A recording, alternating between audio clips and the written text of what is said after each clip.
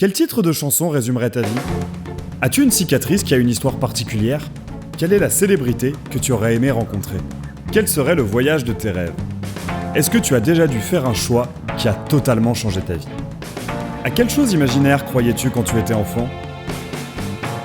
Aléatoire, c'est le podcast qui laisse le choix au hasard et où personne ne sait quelle sera la prochaine question. Dans chaque épisode, j'échange avec une personne, qu'elle soit artiste, humoriste, militante ou homologue du monde du podcast, qu'elle soit déjà célèbre ou qu'elle gagne à être connue, en lui posant 20 questions piochées au hasard. Je suis Jacques et vous écoutez Aléatoire.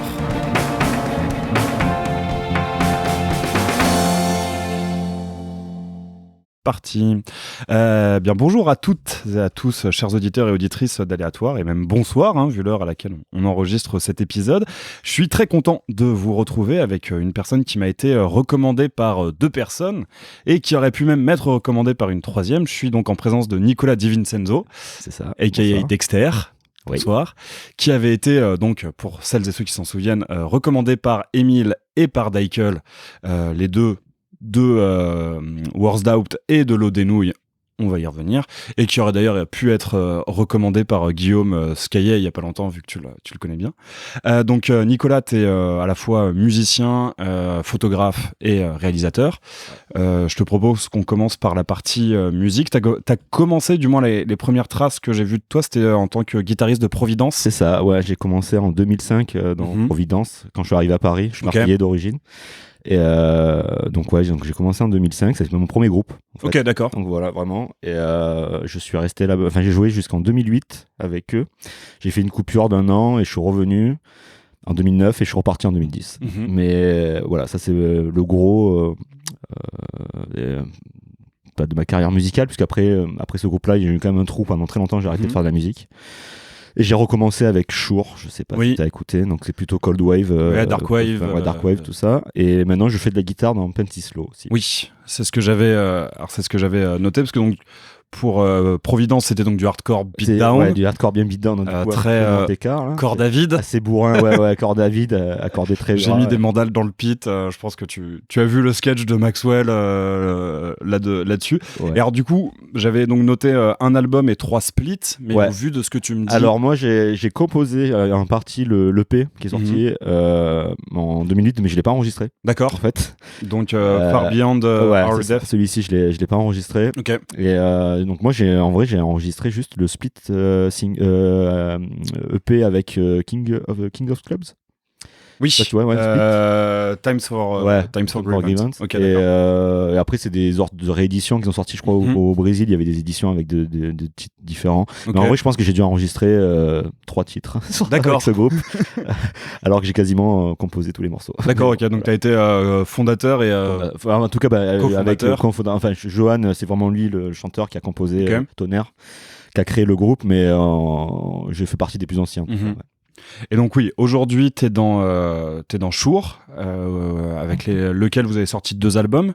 Alors un seul, un EP, un album, un EP. Un album, un EP. Ouais. Donc 20 Years c'est l'EP, c'est l'album, et 19 Years c'est le très bien, c'est l'EP, donc Dark Wave. Et donc t'es dans Pentislow. Et si j'ai bien compris, parce qu'on en avait un peu parlé avec Guillaume, t'es plutôt guitariste live. C'est ça, exactement. D'accord. Je joue dedans. On peut la répéter, mais je participe pas du tout à la composition. Tu composes pas et t'enregistres pas. Là, quand ils étaient en studio, après je veux pas non plus dévoiler les projets des autres, des petits copains, mais j'étais plutôt là pour faire des photos, et ça me va très bien aussi comme rôle. Et alors, Daikel m'avait dit, écoute, tu lui poseras la question quand je lui avais demandé, parce que comment on passe de Providence, qui est un truc très bourrin et très mononeuronal, à des musiques comme Shure et Pentislow, qui sont pour le coup très subtiles, très émotionnelles, et puis surtout très subtil et très travaillé encore. Parce que j'ai toujours aimé les deux. Vraiment, après Providence, c'est vraiment, j'étais plus jeune aussi. Bien sûr. J'avais 21 ans, donc je pense que j'étais plus, même si j'aimais déjà beaucoup du screamo, des musiques assez différentes du hardcore beatdown. Okay. Mais à ce moment-là, je pense que c'était un truc d'un défouloir, donc c'était vraiment ce qu'il fallait. Mais après, au fur et à mesure, je me suis rendu compte que je pouvais pas, c'est pas ce qui m'intéressait dans la musique, et que je voulais m'orienter vers des choses, peut-être même si c'était aussi, ça pouvait être violent aussi, mais d'une autre manière, plus émotionnelle. D'accord. Peut-être plus rentrer. Et donc dans Shure, tu composes. Ouais, en partie, on est vraiment 3 et on compose à 3. Et tu composes juste les guitares ou tu composes aussi les claviers? Parce qu'il y a beaucoup de claviers. synthétiseurs, de vraiment... nappes, de. Ouais, non, je fais les guitares. Principalement. Et après, Greg, le chanteur, s'occupe des programmations, du clavier. Et et le bassiste s'occupe des basses. On a quand même assez... Très bien. Vous avez vraiment. Cadré. Et donc, on en parlait avant de commencer à enregistrer. À côté de ça, tu es photographe. Ouais. C'est même ta profession. Et alors, du coup, comment t'es venu à la alors, ça arrive un peu par hasard à la base. C'est le cinéma qui me passionne. Et donc, j'ai fait une formation de cadreur aussi au Gobelin. D'accord. Mais en fait, quand je dis cadreur, c'est vraiment pour être JRI, donc vraiment s'occuper d'une caméra pour faire des reportages télé. Donc c'est pas vraiment pour être chef-op ou tout comme ça. Mais le cadre m'a toujours intéressé, le cinéma me plaisait, donc à la base je voulais vraiment faire comme ça. Donc c'est pour ça que j'ai d'abord fait des vidéos de mode en tant que cadreur réalisateur. Et puis j'ai commencé à faire de la photo un peu comme ça par hasard parce que je me suis dit en fait ça reste du cadre, de l'image et c'est plus facile à faire en fait. C'est plus immédiat. T'as juste un appareil photo et tu peux te balader, tandis que filmer des choses, il faut sur une équipe, enfin c'est un peu plus compliqué. Et du coup, un pote qui bossait pour une marque, un retailer de basket, qui est connu, et s'occupait des réseaux sociaux, il me dit c'est vachement bien ce que tu fais, est-ce que ça te dirait, on cherche un photographe de bosser pour nous. Et d'accord. J'ai fait, en plus j'étais vraiment en galère, je travaillais pas du tout à ce moment-là, donc je dis vas-y, et voilà, et du coup c'est parti comme ça. D'accord. Et donc tu restes quand même un peu cadreur vu que c'est toi qui réalises L'eau des nouilles, donc le podcast hardcore de Daikel, surtout de Daikel et puis à côté d'Emile, de Jacob et il y a j'ai oublié son prénom. Kevin et de Kevin. Et alors donc t'as été réalisateur dès le premier épisode. Ouais. Mais après quand on dit réel, je pense que c'est vraiment je pose les cadres. C'est vraiment Max, c'est Daikel qui peut être considéré comme le réalisateur parce que vraiment moi je pose, il vérifie, il valide et puis et en plus je m'occupe pas de montage, de rien du tout. Moi c'est vraiment j'ai juste le matos et en plus c'est vraiment pour lui que je le fais parce que j'ai vraiment de plus en plus enfin c'est pas quelque chose qui m'intéresse maintenant. La vidéo, le montage j'en ai horreur de ça. Ok, d'accord. Ouais, il y a vraiment un truc, je sais pas, j'ai fait un petit blocage. Donc ouais, mais c'est quand même cool parce que moi ça me permet d'assister de voir ces troublions faire des blagues tout le temps et de parler musique, c'est assez intéressant. Mais ouais, donc du coup je pense que je suis cadreur dessus. Ok, plus. Très bien. Écoute, je ne sais pas si tu as des choses à rajouter sur ta présentation. Non, je pense qu'il y a pas mal. Je pense qu'on a fait le tour, musique, photo, ouais, voilà. Je pense. Oui, enfin non, si. Attends, sur la photo et à côté de ça, t'as jamais été, t'as dû l'aide d'être photographe de groupe justement. Ah oui, alors par contre, oui, c'est vrai, j'oublie ça, mais oui, alors par contre ça c'est quand même le côté cool, c'est que j'ai fait des pochettes d'albums aussi pour Phantom Carriage. C'est vrai que je l'avais noté en plus. Tu as fait les Perish, les pochettes de mon groupe, de Shure, ouais. Les pochettes aussi. Et donc ça c'est cool, c'est vraiment quelque chose dont j'aimerais bien continuer et creuser un peu plus ça. Sortir, de faire des trucs un peu plus artistiques et bosser même avec la musique parce que du coup ça me permettrait de coller un peu mes deux passions quoi, donc le visuel et la musique. Donc voilà. Parce que oui, autant que je me souvienne, les pochettes de 20 Years et de l'EP de The Phantom Miscarriage, c'est pas des simples photos. Enfin, tu les retravailles beaucoup. Alors, la photo de Phantom Carriage, pas tant que ça.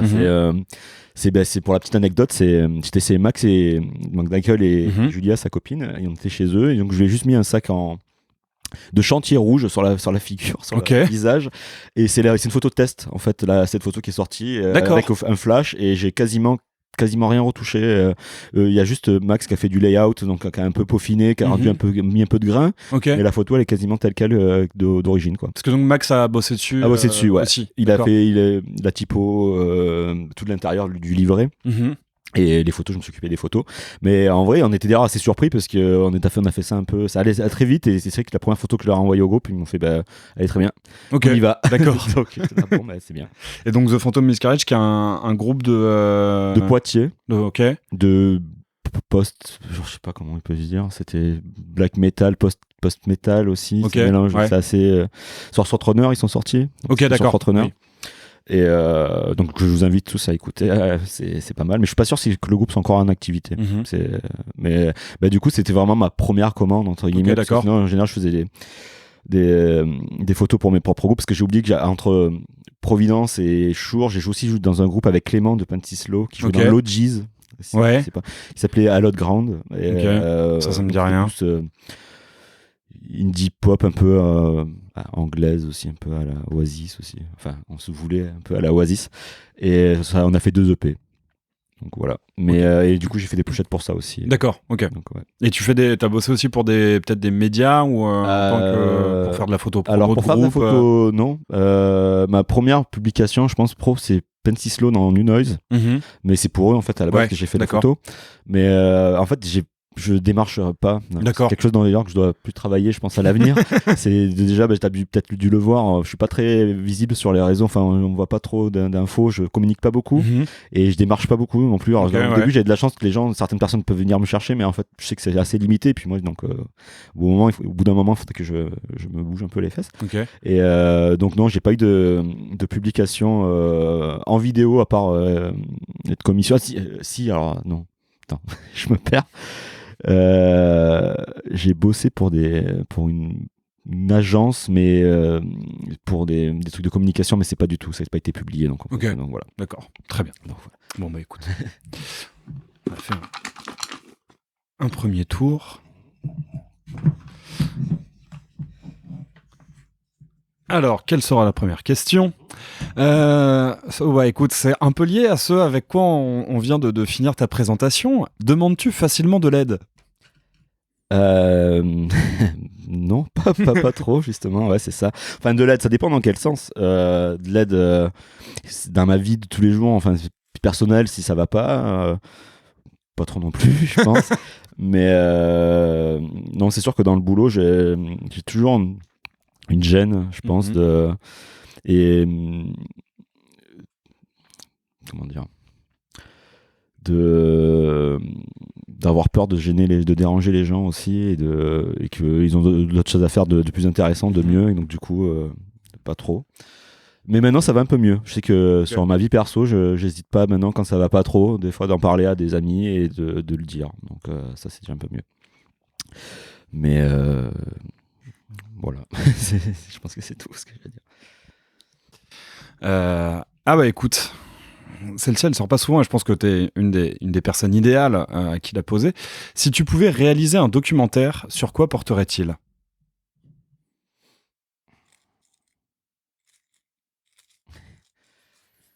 Un documentaire. Voilà, un gros blanc. Prends ton temps. Bah ouais, non, je t'avoue que ça, tu vois, je suis vraiment très mauvais sur ce genre de questions. Écoute, je me suis jamais posé la question et je pense que en vrai, j'ai pas de sujet perso en tout cas que je voudrais. Enfin, j'adore regarder des documentaires.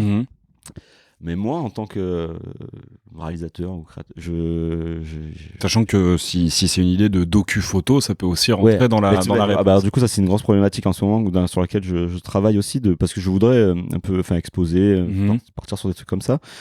Mais même ça, parce que quand je fais des photos, je prends des photos vraiment de manière, c'est pas réfléchi, donc c'est pas très, c'est assez spontané.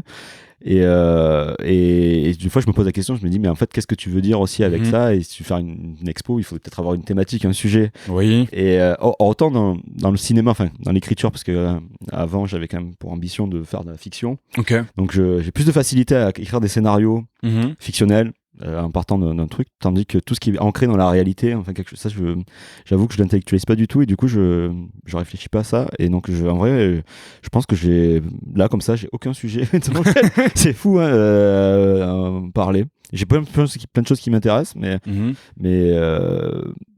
pas assez de manière profonde pour pouvoir en parler, je pense. Pour être vraiment donc tu dis que écrire des fictions, pour le coup, c'est moins il y a moins un blocage là-dessus. Si tu Ouais. pouvais réaliser un film, film. À quoi est-ce qu'il ressemblerait? Et ça ressemblerait à plein de choses. Ça serait déjà visuellement. J'essaierais de faire quelque chose d'assez joli, même si je sais que c'est un risque. Par exemple, je sais pas si tu as vu It Follows. Un film que je voulais adorer quand il est sorti, je voyais la bande-annonce, j'étais là, je me suis dit, c'est un de mes films préférés ces 10 dernières années, donc fais extrêmement gaffe à ce que tu veux dire. Mais c'est un film que j'ai là. Mais alors, je trouvais que c'est un film visuellement, je me suis dit, c'est un film qui ça peut être que pour moi, même au niveau du sujet. Et quand je l'ai vu, je l'ai trouvé tellement beau tout le temps qu'en fait, je regardais que ça et le film, je suis jamais rentré dans le film. Et donc c'est pour ça que je me suis dit des fois où est la limite entre faire quelque chose de vraiment tout le temps chiadé et en même temps arriver à raconter quelque chose. Ouais. Tu vois là. Ouais. Donc. Ah ouais, je suis. Mais je pense que c'est clairement un film que j'aurais voulu. Ça aurait été totalement ce genre de film que j'aurais voulu réaliser, je pense. Déjà un film de genre et assez stylisé, mais maintenant ça serait quelque chose, je sais pas, un peu de Palma et mélangé à du David Cronenberg un peu. Ok. Mais alors body horror. De Palma, c'est large quand même. Large, il a fait énormément de choses. Ce côté un peu voyeur et un peu opératique, mais avec ce que ne fait pas du tout David Cronenberg, qui a une réalisation assez factuelle, très posée. Oui. Froide, clinique, et justement est mélangé au côté un peu plus le corps, rapport au corps de Cronenberg. Donc voilà, ça serait vraiment. Mais c'est marrant, je trouve pas que It Follows soit si. Enfin, si, je le trouve très beau, mais je le trouve. Enfin, c'est. Moi, je trouve que. Ça m'avait pas marqué. Sur mon esthétique à moi, je trouve qu'il est pile dans ce que j'aime en photo. Donc. C'est très composé avec beaucoup de symétrie, alors très kubrickien un peu aussi, mais avec un côté quand même assez actuel. Donc c'est ouais. Et donc ce film, quand je le vois, mais par contre le sujet, l'histoire, je suis resté sur le bas côté tout le temps. D'accord. Je suis jamais entré dedans. J'ai pas eu peur. Un film comme The Witch par exemple. Ah ouais. Juste aller dedans. Ça par contre. Alors que et j'adore The Witch, clairement. C'est pareil aussi un film que j'adore, mais je trouve que The Witch est beaucoup plus beau et beaucoup plus dans le beau, c'est vrai, que It Follows. Alors je trouve que il est beau parce qu'il y a ce côté peinture un peu c'est ça, lumière naturelle. T'as l'impression que chaque plan a été peint par Rembrandt en fait. Mais c'est moins ostentatoire, je trouve. Pour moi, c'est dans la mise en scène, c'est moins m'as-tu vu, c'est assez simple. Mais c'est comme quoi, tu vois, c'est marrant.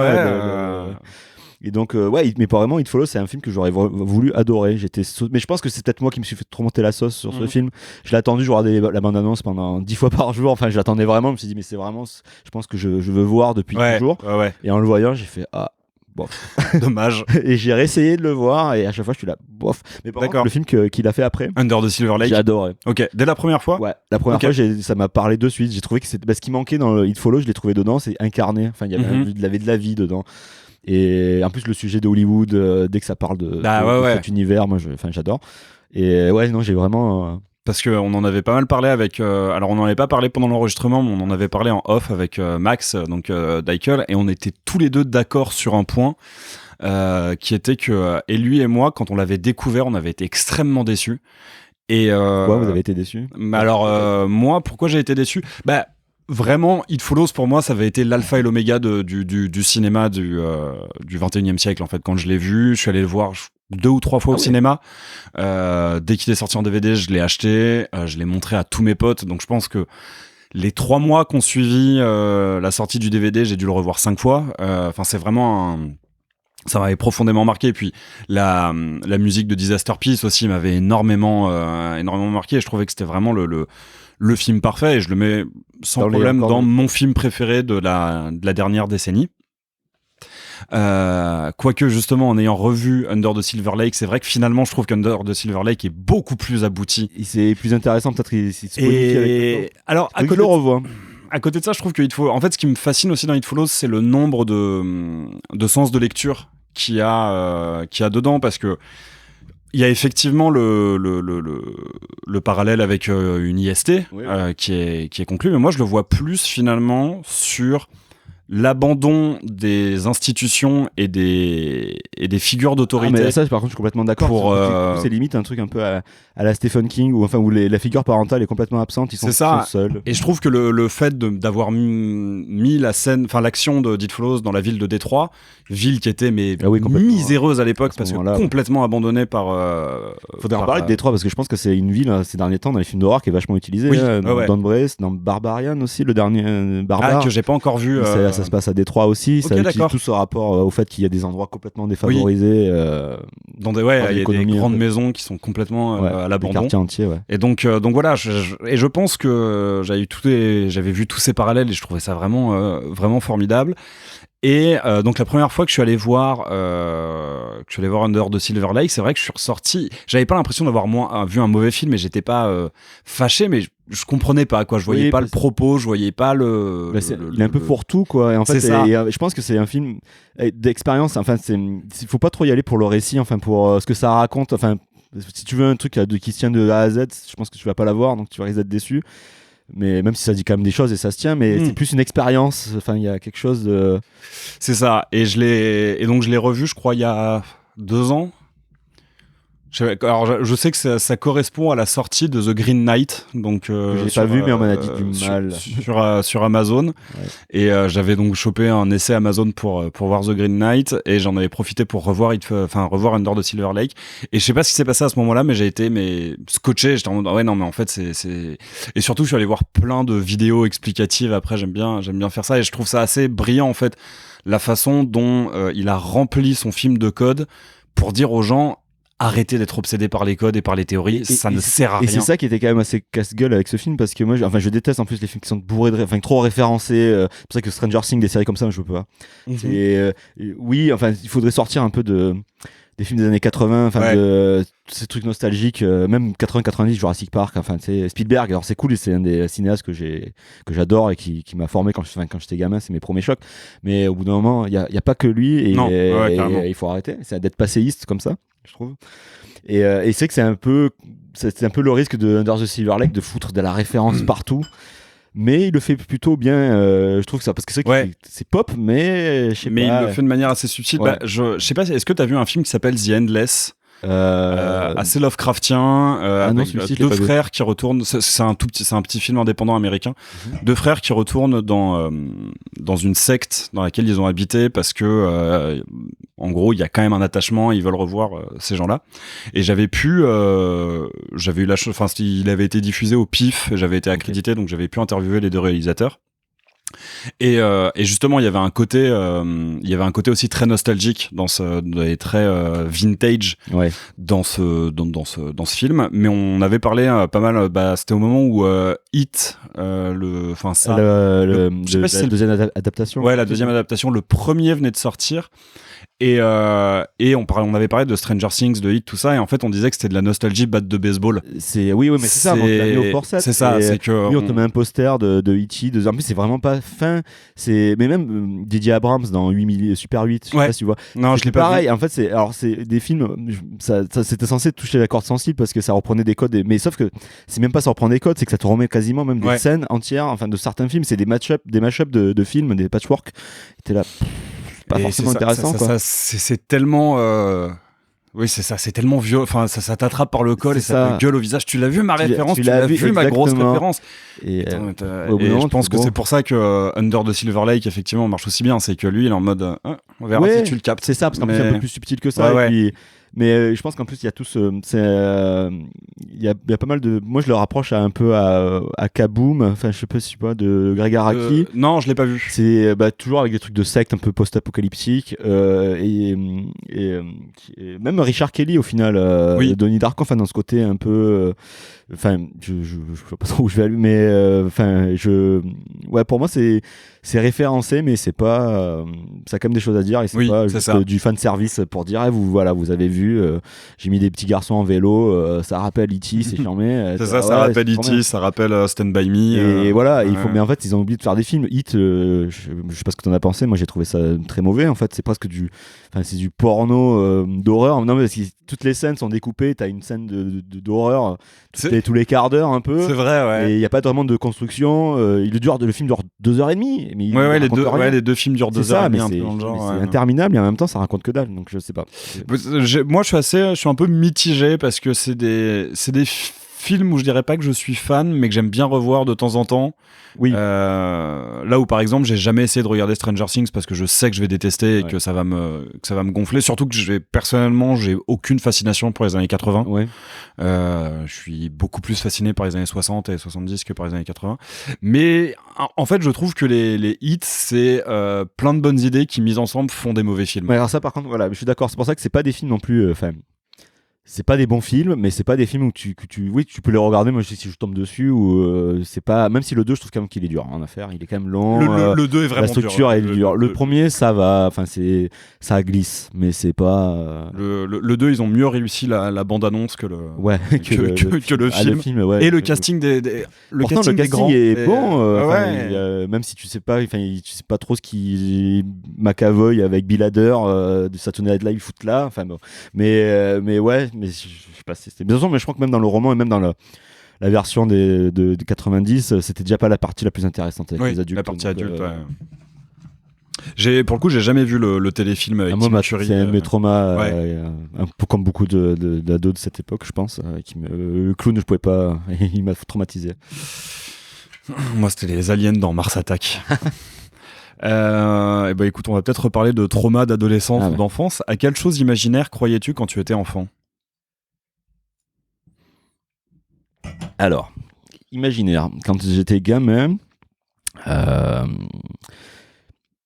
j'étais persuadé des fois que ma sœur était un vampire. Ok. Et que ça m'arrivait de temps en temps, on dormait ensemble petit, et j'avais peur que dans la nuit, elle me morde. Ok. Et j'étais vraiment traumatisé. Enfin, j'avais des terreurs. Enfin, je m'angoissais tout seul. Je me faisais monter la sauce, la pression dans la tête. Mais après, c'est parce que j'ai vu des films d'horreur. Alors c'était bien parce que c'est une bonne chose parce que c'est ce qui m'a donné envie ce qui m'a intéressé au cinéma. Mais en même temps, je pense que mes parents se sont pas rendus compte des films qu'ils m'ont laissé voir quand j'étais enfant. J'ai vu Alien, très jeune, The Thing, vraiment assez petit. Donc, je comprenais pas trop, mais c'est des images qui restaient. Et donc il y avait la figure du vampire et tout ce qui est alors je sais pas du coup si c'est imaginaire ou pas, mais tout ce qui est fantôme, esprit, tout ça c'est même encore maintenant quelque chose qui me fait encore un peu peur. Mais t'avais des films de vampires qui t'avaient marqué? Alors écoute, Dracula, pour la petite anecdote, le Dracula de Coppola, le matin avant d'aller à l'école, j'avais la cassette, la VHS, je me mettais l'intro, je sais pas si tu vois l'intro du film. C'est alors oui, bien sûr, oui, avec les petites ombres chinoises, tout ça. C'est ça, ouais, qui part combattre contre les Turcs, il les empale, tout ça. Et je trouve que elle est super belle, la musique, elle est folle et tout. Oui. Et sauf que le matin, je me mettais ça avant d'aller à l'école.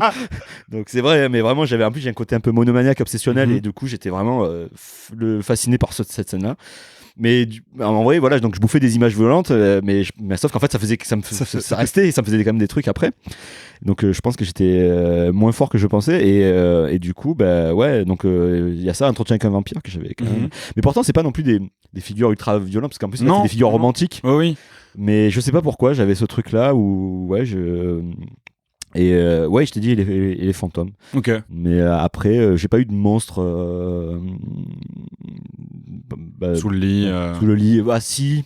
T'as pas eu de Babadook. Voilà, mais après, mais c'était pas quelque chose de vraiment. Comment dire, concret. Enfin, c'est pas vraiment un personnage, un monstre vraiment concret sorti d'un truc, quoi. Mais c'est plus. Moi, c'est l'inconnu, ce qui me fait peur, en fait. Okay, et d'accord. le fait de pas voir, et je sais pas, du coup, c'est pour ça que je vais plus avoir peur sur un truc lié aux esprits qu'un film sur un serial killer. Ok, d'accord. Alors que je sais que pourtant, les humains sont quand même très méchants. Enfin, c'est plus de chances d'avoir des problèmes avec des humains qu'avec des fantômes, quoi. Mais ouais, c'est quelque chose qui me terrorise. Oui, c'est vrai, on en parlait pas mal. On en a parlé pas mal. Si t'as écouté l'épisode avec Guillaume, ou à toute la fin sur les monstres, on revient sur le fait alors que les humains, nous, on est très fort pour ça. Oui, hein. ouais. On n'a pas besoin d'avoir un esprit supérieur pour faire des C'est ça. saloperies. Hein. En réécoutant l'épisode, ça m'avait refait penser à un film que j'ai vu pendant le confinement qui est Golden Gloves de Fatih Akim. Ok. Je sais pas si tu l'as vu. Non. Qui est Ah, mais j'en ai entendu parler. Apparemment, c'est quand même très très glauque. c'est atroce. Enfin, je pense pas que tout le monde devrait Ouais. voir ce film et ne puisse voir ce film. C'est d'une violence inouïe. Enfin, c'est glauque au possible. Mais c'était intéressant quand même parce Mais à côté de ça, que c'est magnifique. parce qu'après la violence, je sais que par exemple, ça revient de film. Moi, j'ai trouvé ça Ah non, c'est nul nul à chier. Ça. Nul à chier. Il y a aucun propos. Voilà, de c'est la shock filmé value, comme un clip. En fait, c'est super vulgos, mais soi-disant ça veut dénoncer, mais tu as dénoncé Ouais, quoi? non, Enfin, c'est juste gratos quoi. Ben ouais, non, pour le coup, Golden Gloves. Mais en plus, le truc, c'est que Fatih Akim, à la base, c'est pas du tout un réalisateur de films de genre ou un réalisateur de films violents. Moi, j'ai vu un seul de ses autres films qui s'appelle Soul Kitchen, qui est plutôt une comédie feel good sur un mec qui galère avec son restaurant et tout, qui est très chouette. Et il a aussi fait je crois un film sur la communauté turque en Allemagne, ouais, voilà. vu que c'est un réalisateur allemand d'origine turque. Et donc je pense que déjà ça, quand il s'attaque à un sujet glauque, il y a une réflexion derrière. C'est ça, il y a une réflexion cinématographique. Et donc en fait, c'est visuellement magnifique si on aime les choses qui grouillent. Ouais. Mais genre littéralement la pellicule grouille. Et donc ouais, je recommande vraiment de voir ce film. Pour les personnes qui, je sais... Oui, parce que c'est pour un public averti. C'est ça, ouais. C'est vraiment pour un public averti. Et là, c'est même plus tellement une question d'âge. Je pense que... Non, c'est ce que tu es capable de supporter. Mais après, c'est normal. Mais après, est-ce que... Oui, je sais qu'il y a des gens qui aiment bien être... mais Guillaume en parlait justement aussi. Voir aller au cinéma pour être secoué aussi un peu. Est-ce que ça peut être intéressant, mais des fois... Est-ce que ça en est vraiment obligé de subir des trucs atroces, quoi? Mais Et alors du coup, le film d'esprit ou de fantôme qui t'a le plus marqué, Poltergeist, quand Poltergeist, ouais. Alors qu'en vrai, je revois, c'est un bon film, hein, mais c'est de Toby Hooper. C'est Toby, c'est Toby Hooper. Slash Spielberg. Oui, c'est ça, c'est produit par Spielberg, écrit, mais on dit qu'il réalisait E.T. à ce moment-là, Spielberg, mais il était vachement sur le plateau. Et c'est quand tu vois le film, c'est quand même assez proche de la mise en scène de Spielberg plus que Toby Hooper. Oui, on est plus proche effectivement d'E.T. que de Massacre à la tronçonneuse. Ah ouais, c'est ça. Mais c'est un film qui m'avait marqué, parce qu'il y a des scènes mine de rien qui sont quand même assez violentes aussi, où un gars fait une hallucination devant un miroir, il s'arrache la peau du visage, c'est assez violent. Et et puis je sais pas, tout le rapport à l'au-delà, où la personne, la petite, elle parle à la télé, enfin, donc ça m'avait un peu marqué. Donc voilà. Ok. Quelle est la chose la plus folle que tu aies faite par amour? Rien. Ok. Ah ouais, ça va être rapide. Je pense que par amour, quitter la personne. D'accord. Voilà.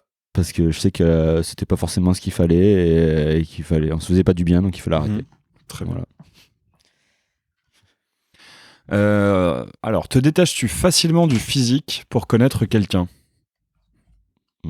Oui, alors je vais pas dire que le physique n'est pas son importance quand même, parce que tu es toujours attiré par ce que tu vois en premier, je pense, par le visuellement. Mais après, par contre, c'est vraiment pas un critère absolu. Et je trouve que justement, je trouve que quelqu'un qui va être intéressant dans mes yeux va être de plus en plus belle, ou même beau, parce que ça peut marcher dans les deux sens, même au niveau de l'amitié. Enfin, les gens sont intéressants. Et donc voilà, c'est vraiment pas un critère. C'était quoi déjà la question? C'est te détaches-tu facilement du physique pour connaître quelqu'un? Donc ça concerne aussi l'amitié, pas forcément que le sentimental. Après, je trouve que je pense que oui, on est des fois attiré par des choses qu'on va trouver intéressantes visuellement aussi, sans forcément après être snob, après de dire mais ça peut jouer, et du coup même dans l'amitié, parce que du coup je pense qu'on peut se rapprocher. Moi je pense que les amis que j'ai, je les trouve beaux aussi. Tu vois, il y a un truc, mais voilà.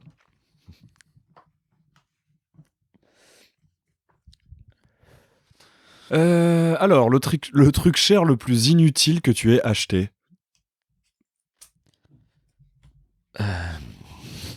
Une télé qui est derrière toi. Inutile. C'est pas inutile puisque je joue beaucoup et je regarde des films quand même. Donc oui, sans ça serait compliqué. Inutile. En vrai, je suis pas trop consommateur. J'achète pas beaucoup de conneries. mes plus gros achats, j'ai acheté un appareil photo quand j'en ai eu besoin. Bon, une voiture, même si on peut dire que c'est pas forcément utile en vrai à Paris, mais ça dépend si tu dois bouger souvent loin de Paris. Et puis je prends pas les transports, j'ai des angoisses liées aux transports, donc je ne prends pas les transports, même si je ne me déplace pas tout le temps en voiture, mais bon voilà, j'ai quand même un peu besoin. Mais après, que ce soit même dans les fringues, même quand j'ai des rentrées d'argent intéressantes, j'en ai pas profité pour m'acheter une connerie une paire de baskets à 1000 balles ou même Prada. Non, alors après je vais te dire peut-être, mais c'est pas inutile, mais la bouffe des fois, les restos. J'ai fait un resto gastro, c'est cool, c'est cher. Pour après, c'est pas, t'en retiens rien de. Enfin, si, t'en retiens quelque chose parce que c'est quand même agréable de bien manger, mais ça reste pas. Enfin, tu vois, c'est ça que je veux dire. Et en tant que musicien, guitariste, tu t'es jamais retrouvé à acheter du matos que finalement t'as pas du tout utilisé Alors, je suis gaucher en plus, il faut savoir. Okay. Pour les guitares, c'est un peu plus chiant. Oui. Je pense que tu vas avoir des moins de gamme, enfin moins de bonne gamme et plus cher. C'est plus rare du coup pour trouver. Mais je dois avoir trois guitares, dont 2 vraiment, une Telecaster et une Jazzmaster. Mais encore, c'est des entrées, c'est même pas des guitares à 3000 balles, quoi. C'est pas des custom, machin. Et pour les pédales, j'ai un peu.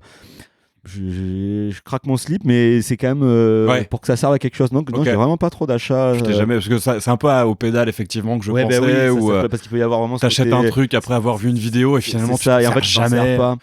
Alors mais du coup, je réfléchis parce que je pense que ça a dû quand même m'arriver sur des trucs où j'ai presque regretté.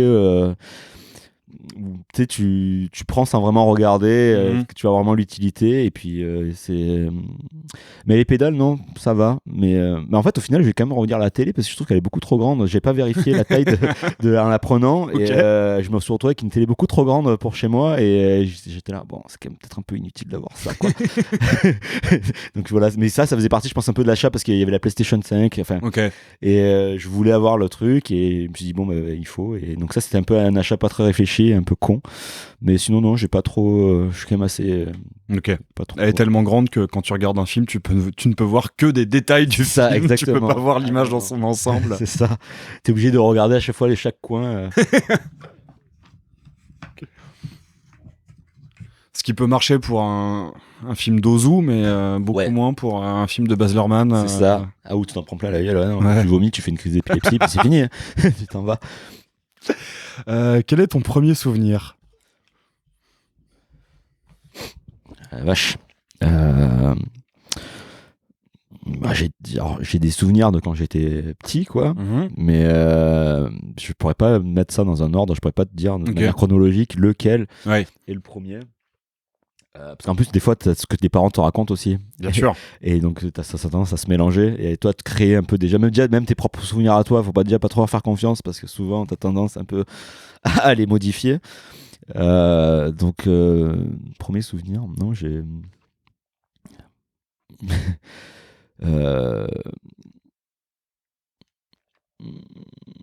Ça va être plutôt des souvenirs de films en fait, de cinéma. Je pense que mon premier souvenir vraiment, c'est quand je suis allé voir L'Ours au cinéma. C'est mon premier film Jean-Jacques Hano que j'ai vu au cinéma quand j'étais enfant.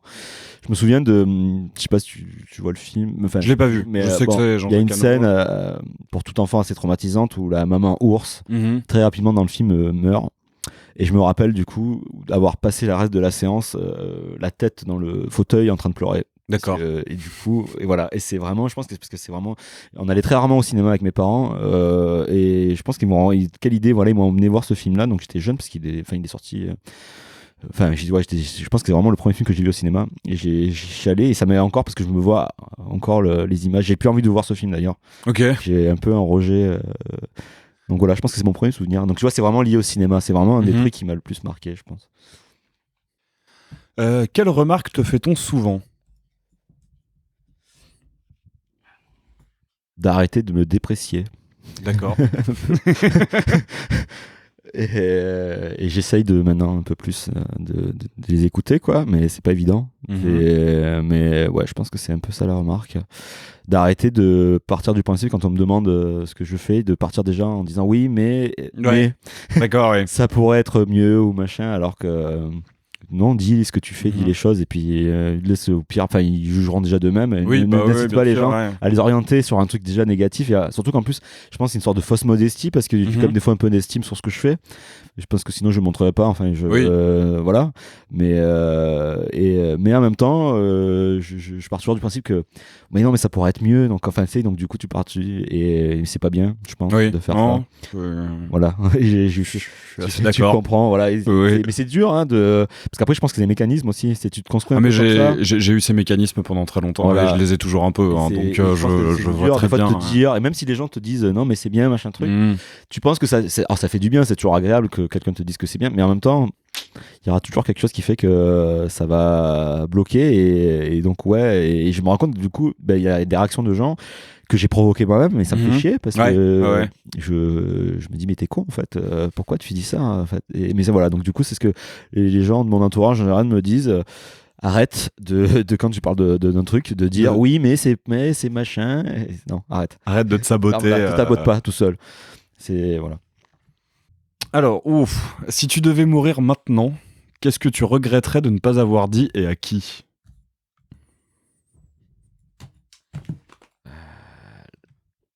Bon, ça va être un peu classique, mais qu'à mes parents, que je les aime, et que ils ont fait du mieux qu'ils ont pu. Oh, ok. Et que je leur en veux pas, que c'est dur j'imagine d'être parent, quoi. Oui. Mais ça, d'ailleurs, c'est vraiment une question qui me trotte de plus en plus. En vieillissant, les parents vieillissent. Mon père a eu un infarctus. Enfin, ça va, il est encore là, ça va, mais forcément, le temps passe. Et comme j'habite pas, je les vois pas souvent. Ils habitent à Marseille, moi, je suis à Paris. Et c'est quelque chose qui me trauma un peu, enfin, qui m'angoisse, où j'ai peur, en fait. On sait jamais ce qui peut arriver. Ouais. Et de pas avoir eu le temps, alors que je pense que ça sert à rien, parce que je fais ce que je dois faire, quand je les vois, j'ai pas forcément. Mais j'ai toujours cette peur du regret, de dire merde, est-ce que j'ai pas assez profité. Ouais, tu vois. J'imagine assez bien, effectivement, cette peur du regret. Ça. Et après, quand j'y vais, j'oublie totalement, et les travers reviennent, et je dispute, et puis j'ai envie de repartir et de plus les voir, quoi. Classique. Les parents, quoi. Quel pays t'a le plus marqué dans tes voyages?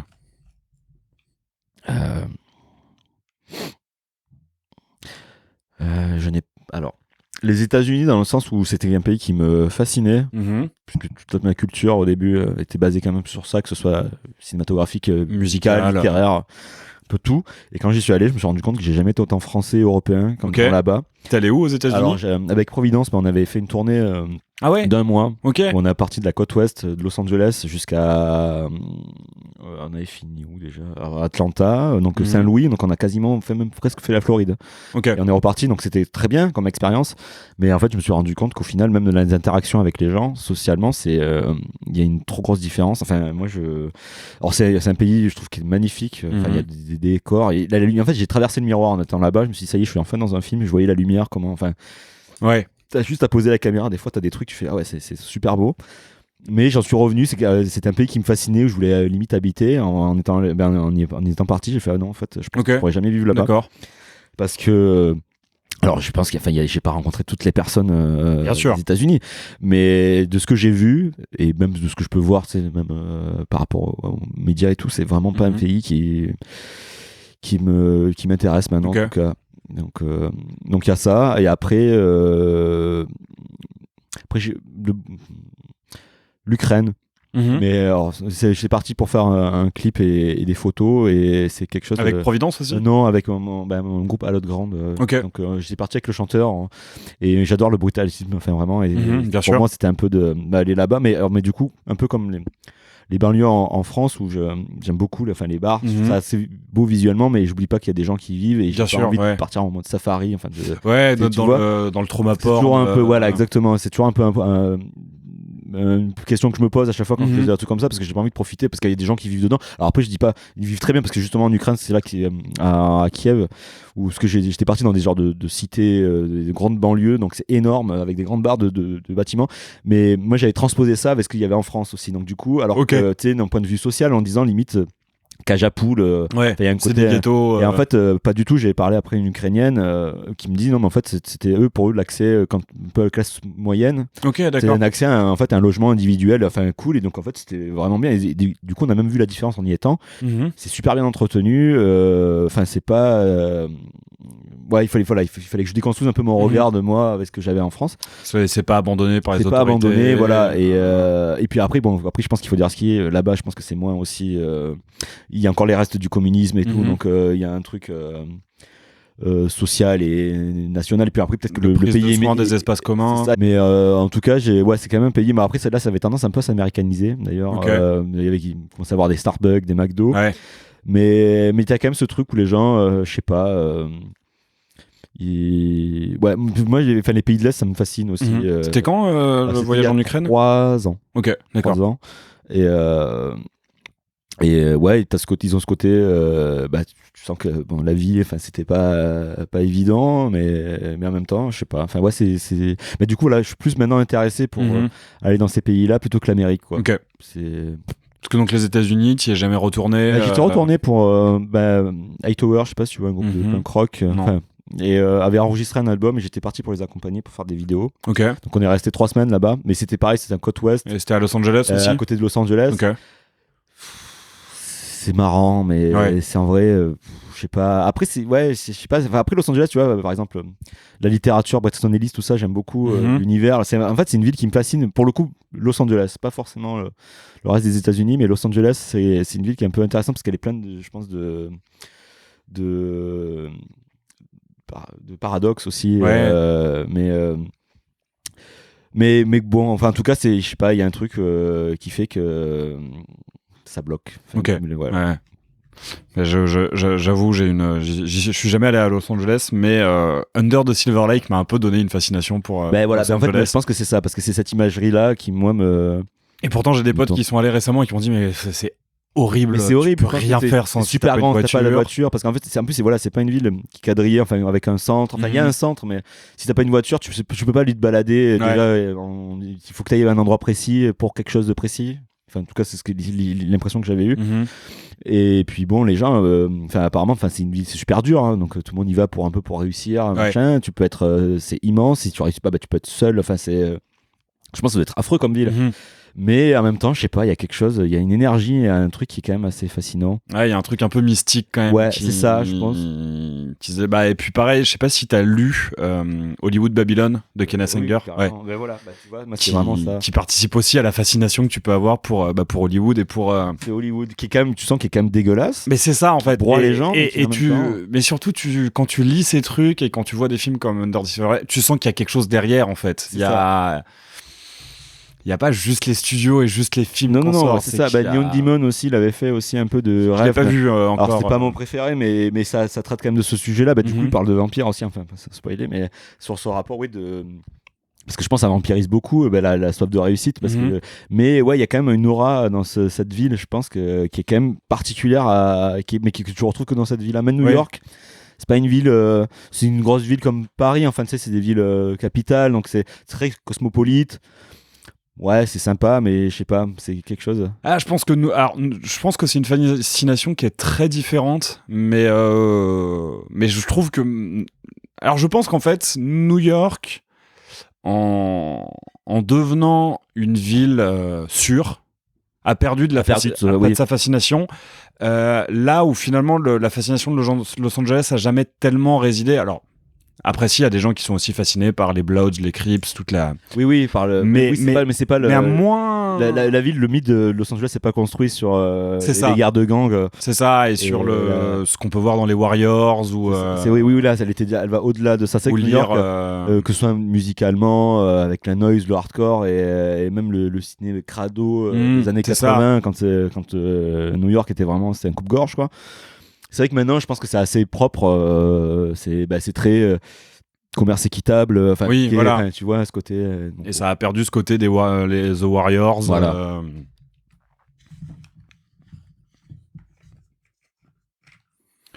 Alors, quelle innovation technologique aimerais-tu voir inventée ?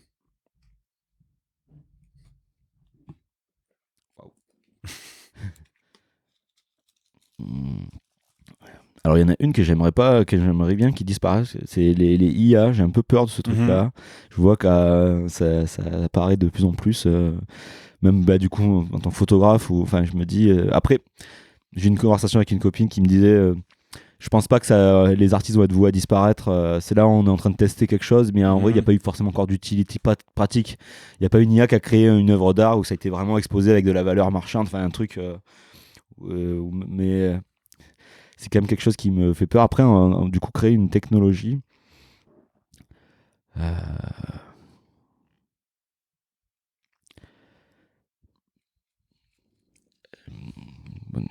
Je sèche. Je t'avoue, là, je suis pas inspiré pour ça. Et alors, je me rends compte que pendant pas mal d'épisodes d'Aléatoire, en fait, j'ai mal lu cette question, parce que pendant longtemps, et peut-être que tu auras une réponse à ça, je la posais en disant: quelle innovation technologique aimerais-tu avoir inventé ? Ah oui. Avoir inventé moi-même, tu veux dire ? Oui. Ah oui. Pour flex dans les dîners urbains. C'est ça.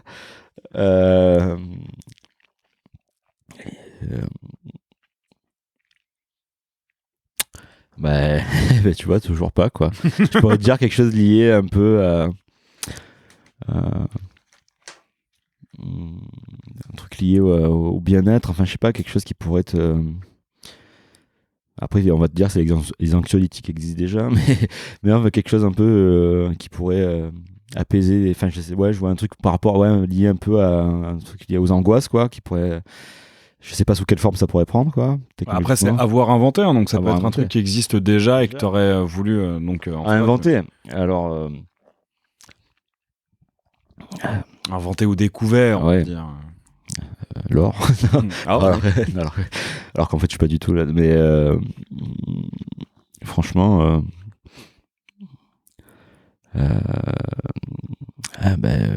je dis, en vrai, pour en revenir, ça va être très auto-centré sur ce que je fais, mais en vrai, photo, trouver, ça aurait été pas mal quand même. Ouais, découvrir la technologie. Et de faire ça ta première photo, enfin, te rendre compte que tu arrives à figer quelque chose, ça doit être assez dingue, même si j'imagine que ça vient d'autres.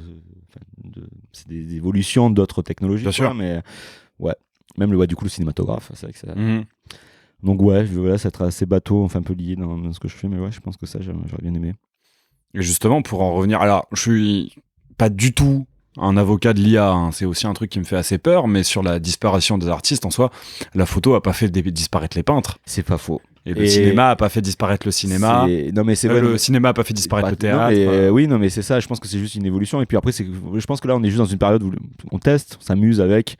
Donc c'est vrai que et en plus parce que pour le moment, quel intérêt en fait de reproduire quelque chose que des humains peuvent déjà faire et en mieux parce que ça se voit quand même que c'est une machine qui le fait. Donc il n'y aura jamais les petits suppléments d'âme et d'émotion que. C'est ça, surtout que toutes les œuvres d'art, tous les dessins faites par les IA, pour l'instant, moi j'ai surtout envie de dire, oui, mais l'IA, elle a mauvais goût. Exactement, c'est ça. Il y a quand même ce côté super fake. Et c'est très.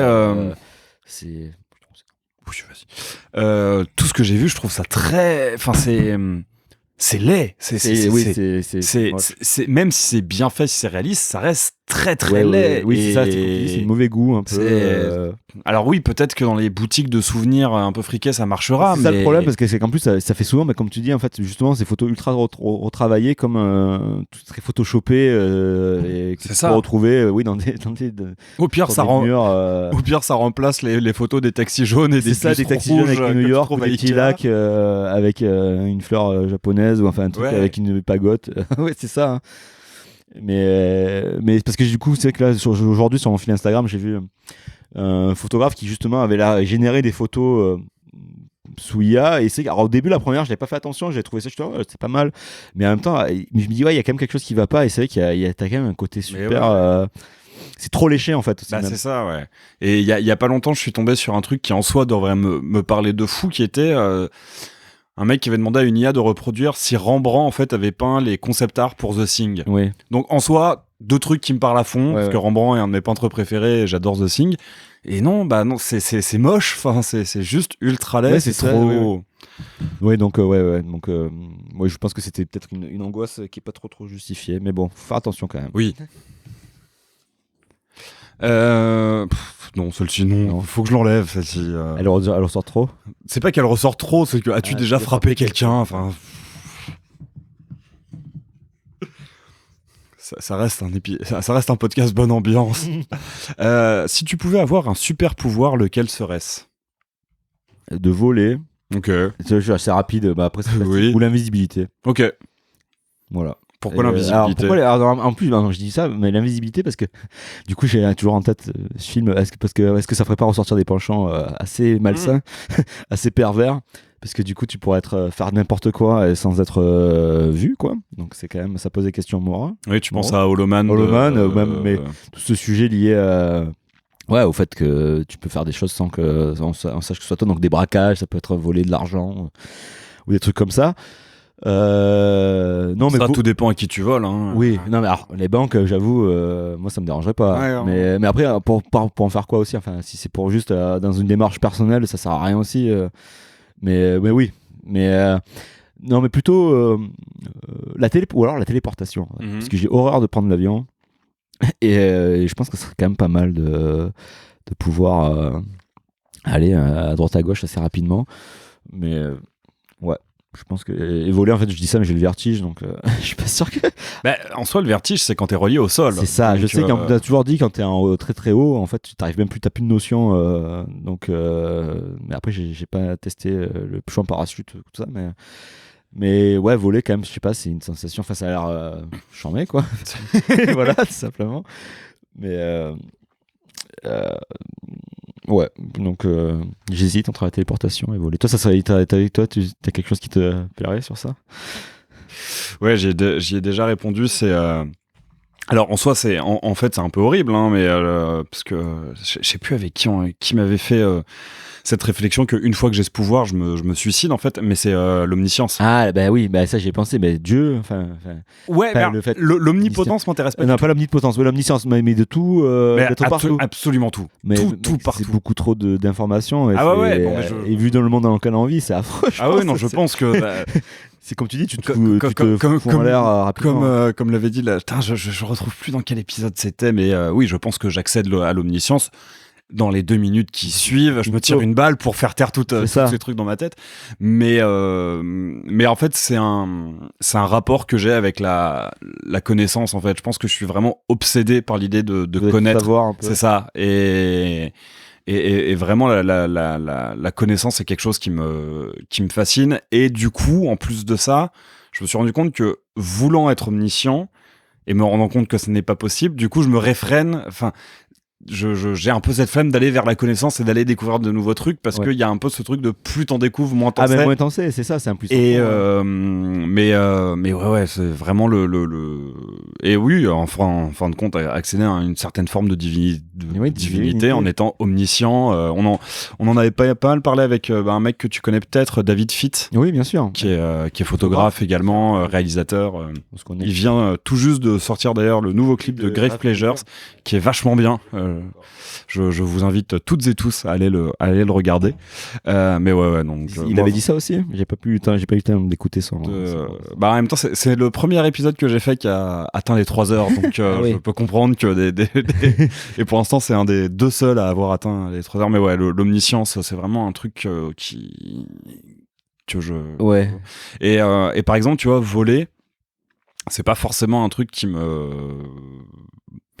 m'attire plus. Ouais, parce qu'en plus j'aime bien prendre l'avion, donc. Ah ouais, t'as pas de problème. Non, mais tu vois, j'ai peur de l'avion, mais j'aimerais bien voler parce qu'en même temps, moi, c'est vraiment la peur du mécanique, enfin, quelque chose que je contrôle pas et voilà. Mais ouais, non, c'est vraiment quelque chose de lié à la physique en fait. Du coup, c'est vraiment, c'est pas trop intellectuel, mais ouais, non, parce que le savoir, je pense que, comme tu dis, déjà plus t'en sais, plus tu sais. Et je pense que déjà, des fois, c'est trop. Enfin, oui, bah c'est vrai que comme tu le dis, pas heureux sont les ignorants, mais surtout à notre époque où on est déjà finalement abreuvé d'informations et d'infos. On n'arrive pas le cerveau, il est déjà un peu plein, donc plein. Déjà en plus de pas de choses super intéressantes des fois, et faire le tri. Mais ouais, je pense que ouais. Mais bon. Et pour le coup, la téléportation, c'est au moment où ton épisode sortira, il sera déjà sorti, mais c'est mon ami Camille Régache qui dit. Alors, elle n'y répondait pas pour le super pouvoir, mais elle y répondait pour la partie une innovation technologique que tu aimerais pouvoir inventer. C'est vrai. Bah, tu vois, bah oui, du coup, ça va rejoindre ça. Et tu vois, elle, justement, je ne veux surtout pas que la téléportation existe parce que je trouve que quand tu voyages, le trajet fait partie du voyage, en fait, et le trajet a son importance. T'as la fatigue liée. Ça fait partie déjà le matin avant de te préparer tes affaires pour partir. Et oui, ça fait pas. C'est vrai que si tu te lèves, tu pars direct, t'es à l'autre bout du monde. Tu mériterais moins, tu le mérites moins. Bon, et puis après, je pense qu'elle dit ça aussi parce que c'est une passionnée de randonnée. Et notamment de randonnée à vélo. Et puis en plus, l'avion, du coup, au niveau taxe carbone, tout ça, enfin. Non, mais oui, mais. Oui, donc elle préfère. Mais. Alors, la réponse à cette question va peut-être être celui que je fais actuellement. Si tu pouvais exercer n'importe quel métier, lequel choisirais-tu ? En vrai, celui que je fais maintenant, c'est vrai, ou au Real, du coup, c'est cool. Hein. Mais ouais, parce que je m'estime chanceux, c'est arrivé vraiment un peu par hasard. Et je me dis, c'est cool, j'ai déjà un pied dedans, c'est déjà bien. Après, à moi de continuer et de faire en sorte que. Mais déjà, j'essaie de m'épanouir aussi dedans, personnellement, avant déjà de réussir, parce que je trouve que déjà, c'est bien important, la réussite personnelle, d'être content dans ce que tu fais avant la reconnaissance, quoi. Mais.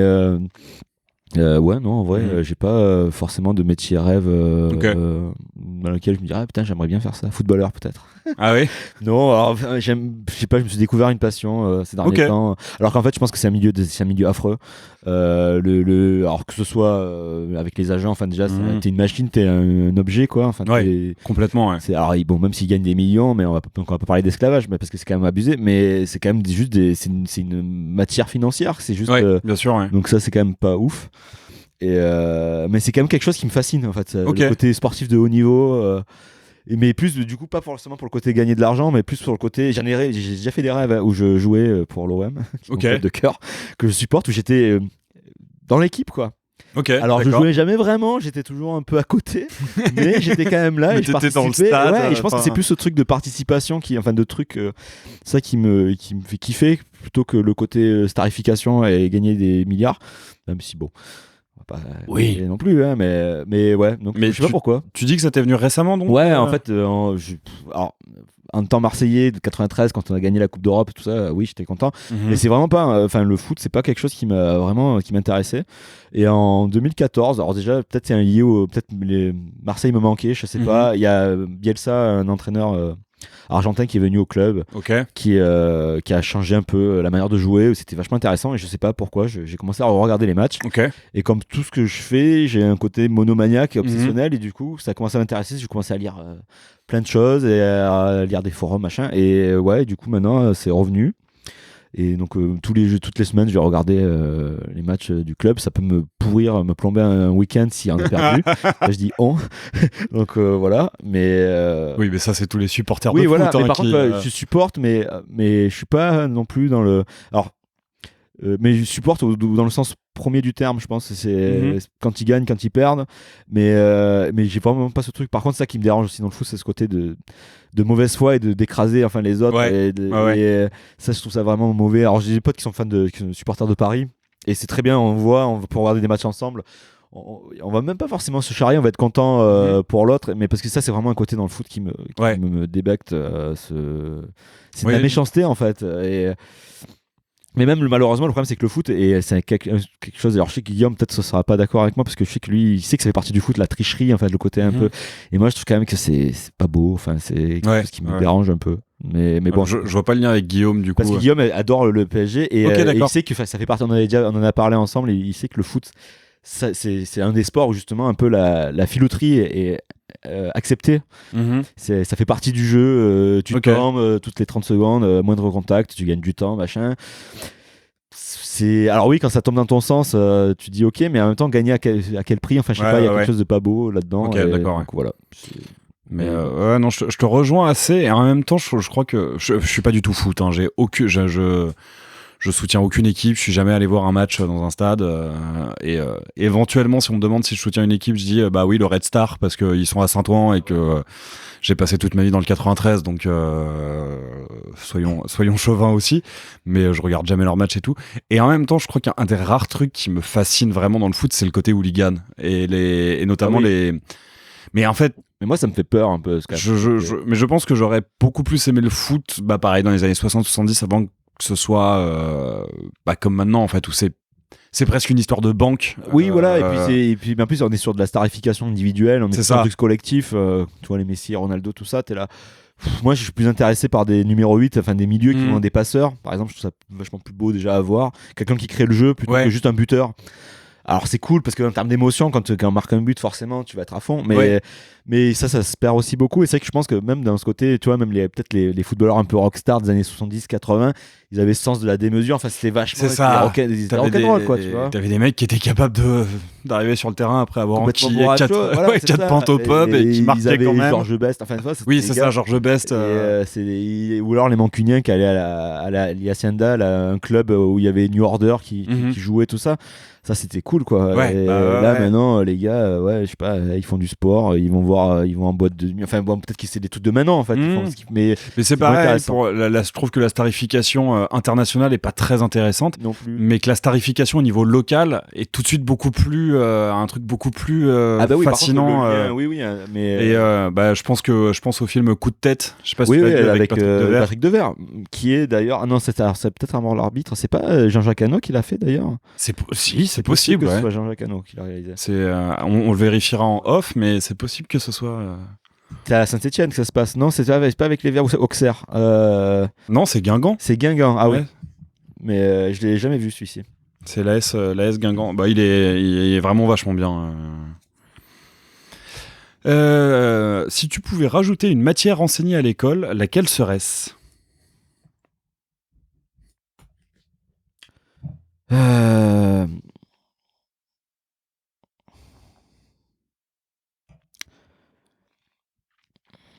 J'en enlèverais les matières.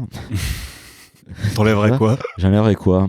En même temps je dis ça, mais je pense que j'essaierais de trier après, bon, quand t'es jusqu'au lycée, parce que j'ai un rapport à l'école qui a pas ouf, ça m'a le problème le fait de devoir te bourrer la tête sans aucune fois. Après ils ont pas le temps, le problème, je peux comprendre, il y a je sais pas combien d'élèves, il y a un programme à respecter, mais ce que je trouve dommage c'est de pas pouvoir justement prendre en compte les individualités et on n'incite pas trop à épanouir les gens, à suivre leur voie, sinon il faut que tu rentres dans une case.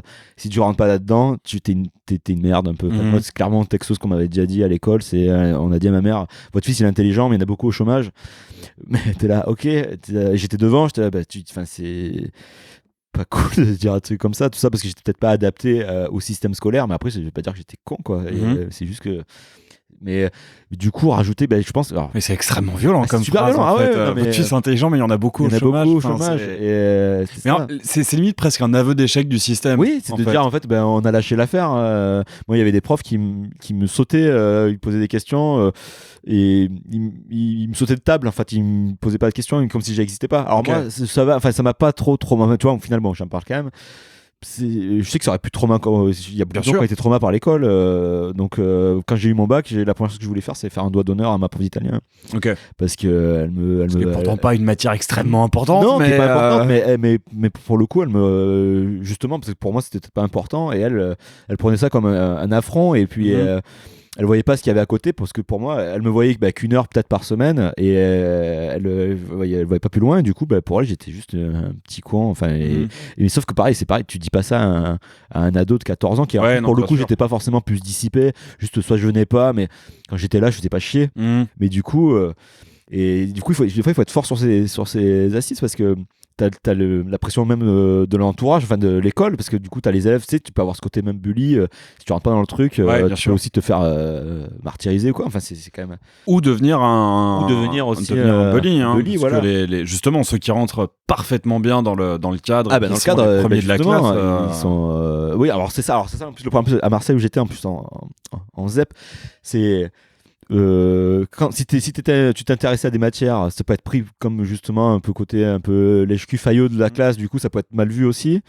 Et après de l'autre côté, t'as ce côté, de toute façon toi t'es un loser, et tu vois, et du coup de l'institution, on va te dire, de toute façon toi t'es un bon à rien. Donc t'as un peu le cul entre deux chaises, et t'es là, bon, j'étais bon en sport, du coup ça m'a sauvé un peu, même au niveau. Mais du coup, une matière qui a rajouté. Franchement, je pense il y a des matières qui pourraient creuser, je pense, un peu plus. Même la musique, tout ça, pas juste faire la flûte.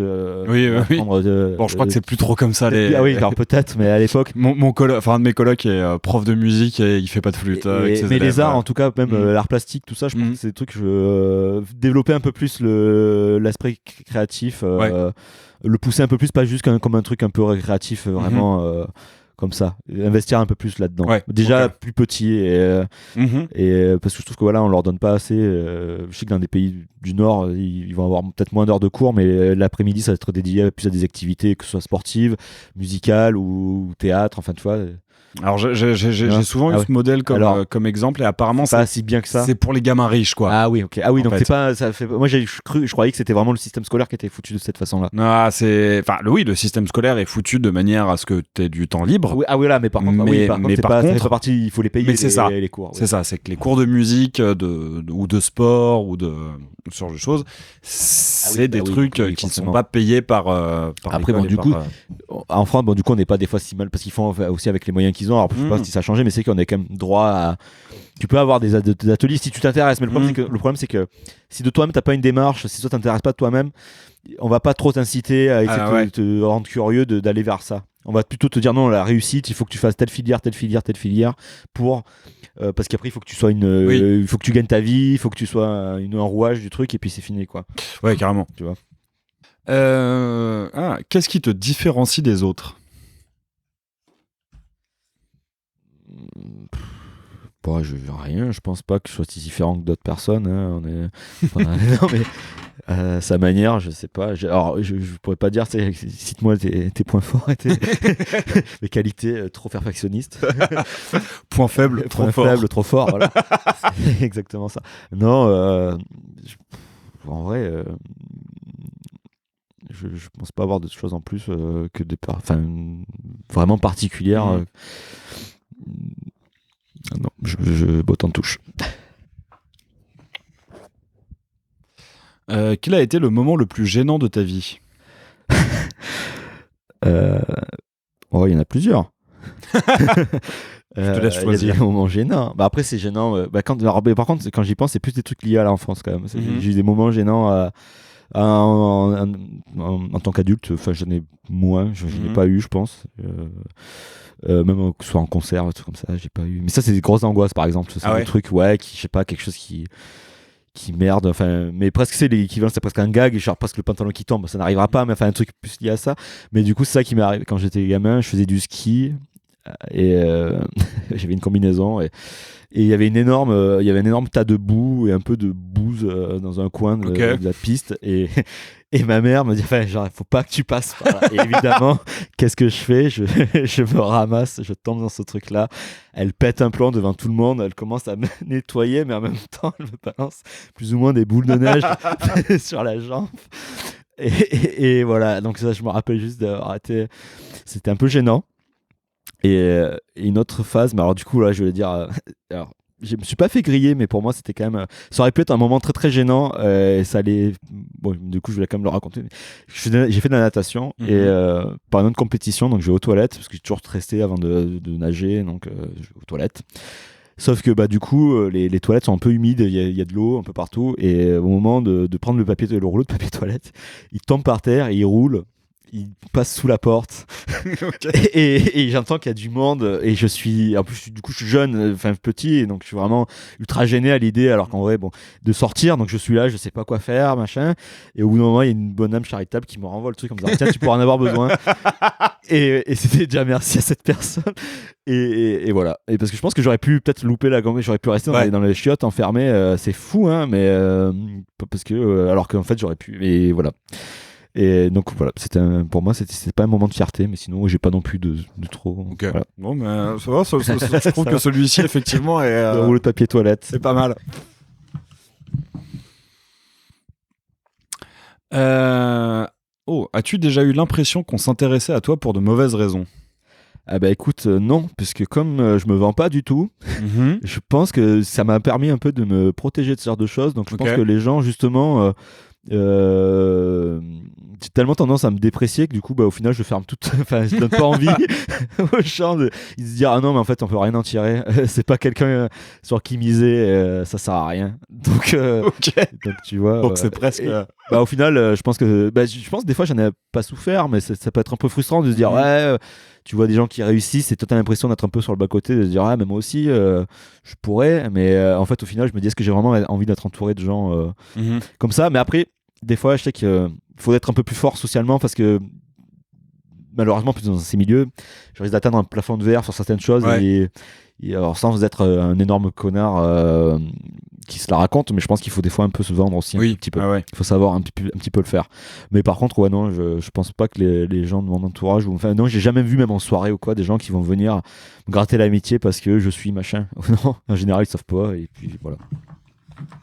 Et on ne grattait pas l'amitié parce que tu étais guitariste dans Providence. Voilà, mais même, voilà, c'est ça. Non, parce que justement dans Providence, j'étais celui avec un t-shirt Robotic Empire, un truc de black metal, et donc du coup ils sont là, mais c'est qui ce mec? Il est pas du tout en mesh short tout musclé, donc ça marche pas. Quelle est la fois où tu as eu le plus de chance dans ta vie?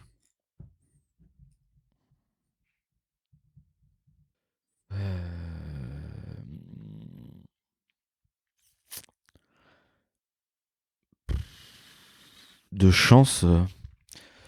Alors, c'est pas de la chance vis-à-vis de moi, c'est de la chance vis-à-vis de mon daron, parce que les fois où il a fait son infarctus et j'étais là, et du coup c'est moi qui me suis occupé d'appeler, et il a fait il y a pas trop longtemps des chocs anaphylactiques, enfin des allergies liées à des crustacés, donc des œdèmes de Quick.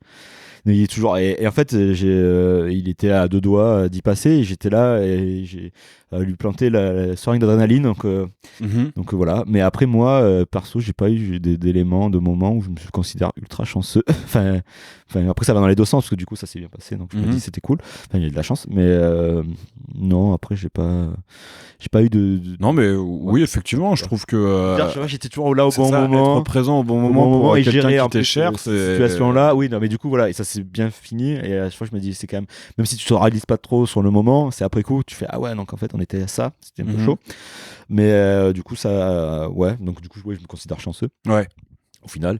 Mais après sur moi que ce soit physiquement ou même dans ma vie, non, j'ai pas eu, je pense pas avoir eu un moment précis, un truc peut-être le moment où t'as une première personne qui t'a dit ouais, j'ai des packs de photos à faire pour des baskets. Du moment tu fais bien, d'ailleurs on va être reconnaissant parce qu'en plus il est vraiment venu à un moment où j'étais en grosse galère financière, j'étais à l'assistance sociale, tout ça, vraiment j'avais plus de revenus machin, et c'est tombé vraiment comme ça, et il m'a dit et en fait il m'a vraiment il a changé ma vie en fait pour de vrai actuelle, donc c'est vrai qu'au final merci de me faire penser, c'est quand même un peu ingrat de ma part, très autocentré, mais donc oui en fait j'y pense, c'est quand même assez cool. Merci Fred. Alors celle-ci va être rigolote. Une chanson un peu honteuse que tu aimes écouter. Kelly Clarkson. C'est dit direct. C'est sorti à une vitesse. Direct. Va falloir contextualiser du coup. Ah, cette chanson, je sais pas, c'est Since You've Been Gone. Alors j'ai un accent de merde, mais c'est pop rock variétoche quoi. Et il y avait TikTok très aussi 2000, de comment elle s'appelle, Kesha. Kesha, ça par contre je peux pas, cet album là je sais pas, il y a des trucs j'avais saigné 2-3 morceaux quand même, mais ouais, Kelly Clarkson, je sais pas pourquoi, je trouve que c'est dans la manière dont il est composé, il y a les accords, et je sais pas, ça me parle, et vraiment, donc je le dis à chaque fois, ça hante, c'est un peu mon petit péché mignon, et je trouve que c'est vraiment bien foutu, c'est de la variatoche bien faite à l'américaine. Et donc ouais, voilà. Mais après, j'ai découvert, je sais pas quand c'est sorti, c'était 2005. Ouais, je le dis, j'avais mon petit iPod et j'écoutais ça en rentrant. Donc voilà, Kelly Clarkson. Très bien. En rentrant des répètes de Providence. Exactement. Tu vois, c'est ça, toujours le grand écart. J'avais besoin un peu. Eh ben écoute, tu as dit que tu avais acheté une télé un peu pour ça, donc quel est le jeu vidéo auquel tu as le plus joué? Alors, Dark Souls. Alors j'hésite alors peut-être pas le premier parce que bizarrement c'est mon premier Dark Souls. Alors vraiment j'ai un rapport. Merci à Emile d'ailleurs de voir envie dans ces jeux-là. Ça a changé beaucoup de choses. J'étais pas du tout un gamer. Ok. Et j'ai découvert Dark Souls et ça m'a. Je sais que ça. Apparemment ça arrive pas mal de fois. Ça m'a vraiment débloqué plein de choses même sur ma vie, sur la frustration. La défaite, le fait de mourir tout le temps. Ça m'a vraiment fait changer. Enfin j'ai eu un regard assez différent sur plein de choses. Et du coup, c'est devenu presque obsessionnel. Je pouvais jouer qu'à ces jeux-là. C'est parce que ça a vraiment une mécanique très particulière. Je sais pas si tu vois Dark Souls. Je vois très très bien. Je n'ai jamais joué. De Die and Retry. En fait, alors, les mécaniques sont assez obscures. Si Emile n'avait pas été là pour m'expliquer un tout petit peu comment ça marchait, en vrai, tout seul, c'est assez compliqué où il faut que tu regardes des guides sur Internet. Mais par contre, une fois que je suis dedans, tu as ce truc vraiment d'apprentissage. C'est empirique et puis c'est l'apprentissage par l'échec, donc tu perds mais t'apprends. C'est pas quelque chose qui est comment on appelle ça, injuste dans sa difficulté, enfin je trouve. Et ça va vraiment donc j'étais obsédé. Donc le premier, c'est le premier que j'ai fait, je l'ai fini une fois mais il est un peu bon chien, mais je pense que le 3 j'ai dû le finir 4 ou 5 fois. Bloodborne je l'ai fini 3-4 fois. Elden Ring il est sorti, j'ai pris une semaine de congé pour jouer quand il est sorti. Et je l'ai fini 3 fois. En une semaine ou depuis qu'il est sorti? Quand il est sorti, je l'ai fait en une semaine, je l'ai fini en une semaine et après je l'ai enchaîné direct et je l'ai fait 3 fois direct. Là je peux plus y toucher pour le moment.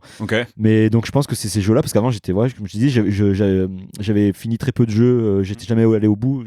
Le dernier que j'avais fait, je pense que c'était GTA 5 sur Xbox 360 que j'avais fini. Mais sinon, et du coup Dark Souls ça a vraiment été un T'avais fait game changer. Sekiro aussi. Sekiro, ça a été une grosse galère. La première fois, c'était un des jeux où j'ai le plus galéré. Et puis finalement, je l'ai refait il y a pas longtemps. J'ai roulé sur tout le jeu. Parce que justement, c'est de l'apprentissage. Une fois que tu connais les mécaniques, le boss final, j'avais mis 24 heures pour le faire. Et la première fois. Mais vraiment, je faisais des pauses d'1 heure, j'allais fumer une clope, je me remettais, je perdais. Et je l'ai refait du premier coup, je l'ai battu. Ah ouais, d'accord. Et du coup, j'ai fait donc, mais c'est vraiment parce que c'est des mécaniques où tu dis c'est pas injuste, c'est juste qu'une fois que tu connais le truc, c'est très bien. Mais donc, très fan de CD Projekt. Et From Software. From Software. Ouais, oui, non, pardon. C'est The Witcher. C'est The Witcher et c'était Cyberpunk 2077. Oui, j'ai pas fait. Tu vois, The Witcher, j'ai pas arrivé. J'ai pas réussi à rentrer dedans. Donc, j'y ai jamais joué. Donc, je suis peu gamer. Donc, moi, du coup, comme tu vois, j'ai des bouquins sur Dark Souls. Mais pas là, parce que maintenant, comme ça a été pour le foot, par exemple, c'est devenu un truc. Donc, je commence à lire des bouquins dessus et des reportages. Alt 236. Oui, j'ai regardé ces petits trucs. Dont on parlait un peu avant de. Ne joue pas à BioShock parce que ton côté obsessif risque d'être. Il y a aussi pas mal de choses dedans. Ouais. Après, moi pour le coup, c'est probablement le jeu auquel j'ai le plus joué. Oui.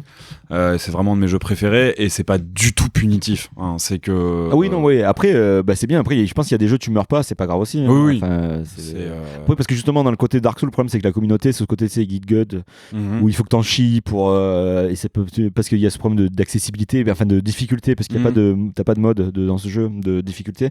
Alors oui, je pense que ça fait partie du truc parce que c'est lié vraiment à l'apprentissage. Donc du coup, si tu passes pas par le fait de mourir, t'apprends pas en fait. Ouais. Donc, mais après, c'est pas donné. C'est pas tout le monde. Après, il y en a qui ont du mal avec ça. Et c'est que moi, du coup, j'avais du mal avec la frustration et le fait de perdre. J'arrivais pas. Mais du coup, en fait, mais comme le jeu est pas injuste, ça passe. Mais BioShock, j'ai fait Infinite. Le troisième. Et j'ai pas fini parce que justement, il faudrait peut-être que je les refasse parce que j'étais dans la période où je commençais les jeux, mais je les finissais pas. Donc, peut-être il faudrait. Infinite et. Peut-être moins intéressant. Ouais. Alors que c'est probablement celui auquel j'ai le plus joué, mais en termes d'écriture et en termes d'univers et en termes d'ambiance, il est le premier. Mais le premier, par contre, c'est vraiment un chef-d'œuvre. Et autant je suis assez contre les adaptations de jeux vidéo en général, en film ou en série, parce que je trouve que c'est souvent raté. Et je serais assez contre une adaptation. En fait, c'est ça le problème, c'est que je trouve qu'on n'utilise pas assez le terme adaptation. Oui, mais c'est ça, parce que c'est un médium, le jeu vidéo, oui. C'est un médium, le cinéma ou la série, c'est un autre médium. Et juste, tu vois, je sais pas si tu as regardé la série Last of Us, là, non, parce que j'y ai pas joué non plus. Alors j'y ai joué, mais alors la série, comme Stranger Things, t'as les gens, ils sont contents parce que, ah oui, tu vois, on retrouve ça dans le jeu, machin. Oui. En fait, au bout d'un moment, tu te dis, ouais, mais en fait, on s'en fout. Enfin, le jeu, on y a joué. Adapté. Ouais. Alors apparemment, ça s'éloigne au fur et à mesure, mais parce que moi au début, je trouve que en fait, je vois pas d'intérêt d'être content de revoir quelque chose que j'ai déjà vu. En c'est fait, ça, ouais. c'est pas intéressant. Et du coup, ouais, sur BioShock, j'en aurais rien à foutre, je pense, s'il sortait un film ou une série sur ce qui se passe dans le jeu. Mais en revanche, s'il faisait un préquel sous forme de série au film et à la série, mais là, je serais j'aurais un zinzin. Mais du coup, vu que tu as surtout parlé du gameplay et de ce rapport à l'échec en fait avec les Souls et globalement les From Software-like, mais est-ce que le lore c'est aussi un truc qui t'a... Alors pas quand je commence à jouer. Okay. Je sais que le premier Dark Souls, d'ailleurs j'ai même fait la mauvaise fin parce que ça me montrait à quel point j'étais pas du tout dans le lore. C'est que je suivais le truc, mais en fait je lisais quasiment pas les textes d'objets. Alors que c'est con parce que du coup c'est comme c'est de la narration environnementale. Si tu lis pas, tu captes rien à ce qui se passe. Et alors qu'en plus c'est un jeu avec un sous-texte assez pas révolutionnaire, mais révolutionnaire dans le sens premier de rébellion en fait. Ouais. Okay. Et du coup j'ai fait complètement la fin qu'il fallait pas, j'ai fait perdurer la flamme. Du coup en fait j'ai persisté dans le système qui était déjà établi. Okay. C'est pour dire, mais sauf qu'en fait si tu t'intéresses pas, tu captes pas. Toi tu penses que c'est la bonne fin, alors qu'en fait pas du tout. Mais maintenant je m'intéresse un peu plus. Okay. Mais moi je trouve que c'est des jeux en fait, de la manière dont ils sont construits, c'est déjà suffisant en fait. T'as pas de musique, t'as juste ah ouais, y a pas de musique à part pour les boss. C'est juste du game design, du sound design avec quand tu prends des objets, quand tu ouvres des portes. Donc du coup t'es seul. Ok. Il y a vraiment ça, c'est déjà, et l'univers est déjà assez prenant visuellement pour que j'ai pas besoin d'aller chercher plus loin quoi. Ok. Donc du coup maintenant j'achète des livres pour pouvoir lire après quoi. Ou regarder des Alt 236, c'est qui est intéressant aussi. Par contre c'est vrai que la DA aussi est vachement belle. Moi c'est ça qui m'a touché le plus parce qu'on a un peu, j'adore le néo-romantisme en peinture, tout ça, et tu sens que c'est une de leurs grosses influences. Et voilà, donc moi c'est vraiment juste kiff. Alors quel est le pire cadeau qu'on t'ait jamais fait? Désolé maman. C'est marrant, c'est souvent des membres de la famille. Hein. Tu sais, t'as ce truc, mon fils, ouais, t'aimes bien le rock. Ah, oh là là là. Voilà, alors du coup, ça a été genre. Après, c'est pas des cadeaux abusés, heureusement, c'est des petites choses, mais genre un petit diablotin à mettre à un porte-clés, parce que tu vois, le métal. Oui. Donc t'es là, ok. Ou alors, carrément, vraiment, t'as acheté un t-shirt avec écrit métal ou rock, et t'es là, merci, et tu montres, elle a bien vu que ça me plaisait pas, et du coup ça l'a vexé. T'es là, mais attends, c'est important. Et le pire c'est qu'elle voit pas la différence entre moi, ce qui me plaisait moi, et pour elle c'était vraiment la même chose. Bah oui. Et voilà, et donc ça part d'un bon sentiment. Après mais c'est le propre des codes, hein. C'est il ça. faut les avoir pour pas les dedans, pour les déchiffrer, donc voilà. Et donc je salue la démarche. mais c'est raté. Et non, sinon après j'ai pas eu de truc vraiment à côté de la plaque où t'es là bon je vais le prendre et puis le jeter direct. Non, tout ça c'est déjà arrivé d'avoir un cadeau vraiment abusé. Ouais, mais je crois que c'est la seule question où je botte en touche. Si tu veux pas vexer la personne. Non, c'est ça, ouais.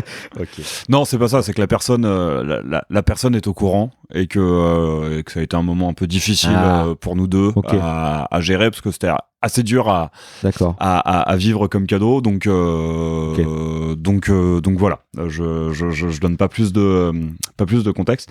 Et alors elle n'a pas encore rejoint la boîte, je dois rajouter des questions bientôt, mais à contrario, est-ce qu'il y a un cadeau où tu considères que c'est le pire que tu aies fait, que j'ai offert?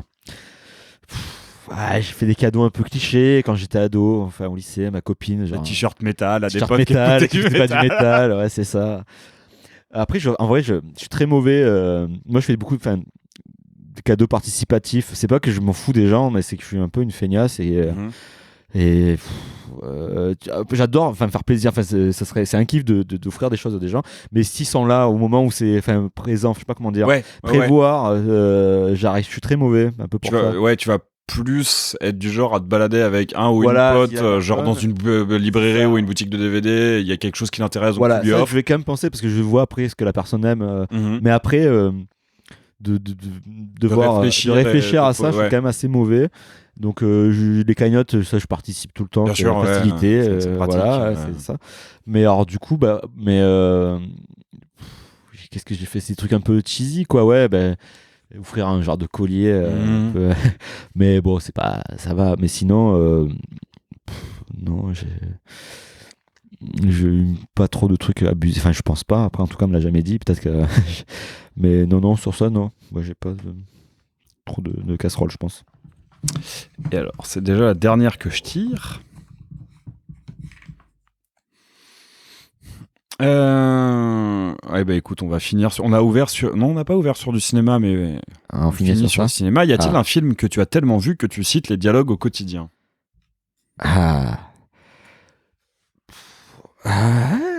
Il y en a plusieurs, je pense. C'est réussi. La Cité de la Peur. C'est ce que j'allais dire. Le Père Noël est le Grand Détournement. Ah oui. Non, bah alors, je suis peut-être plus vieux, mais avec mes parents, on regardait beaucoup la pièce et le film. Enfin, la pièce du Père Noël est une ordure. Ok, la pièce. La pièce. Ouais. Et on l'avait en VHS. Beaucoup plus glauque que le. Ouais, oui, bah à la fin, tout le monde meurt. Hein. Oui, c'est ça. Ouais. Ouais. Bon, après, ouais, dans le film, il tue juste quelqu'un, il le découpe et il le balance au zoo. Au Lion. Mais mais après, ouais, que je pourrais vraiment citer la Cité de la Peur, évidemment. C'est après dans des films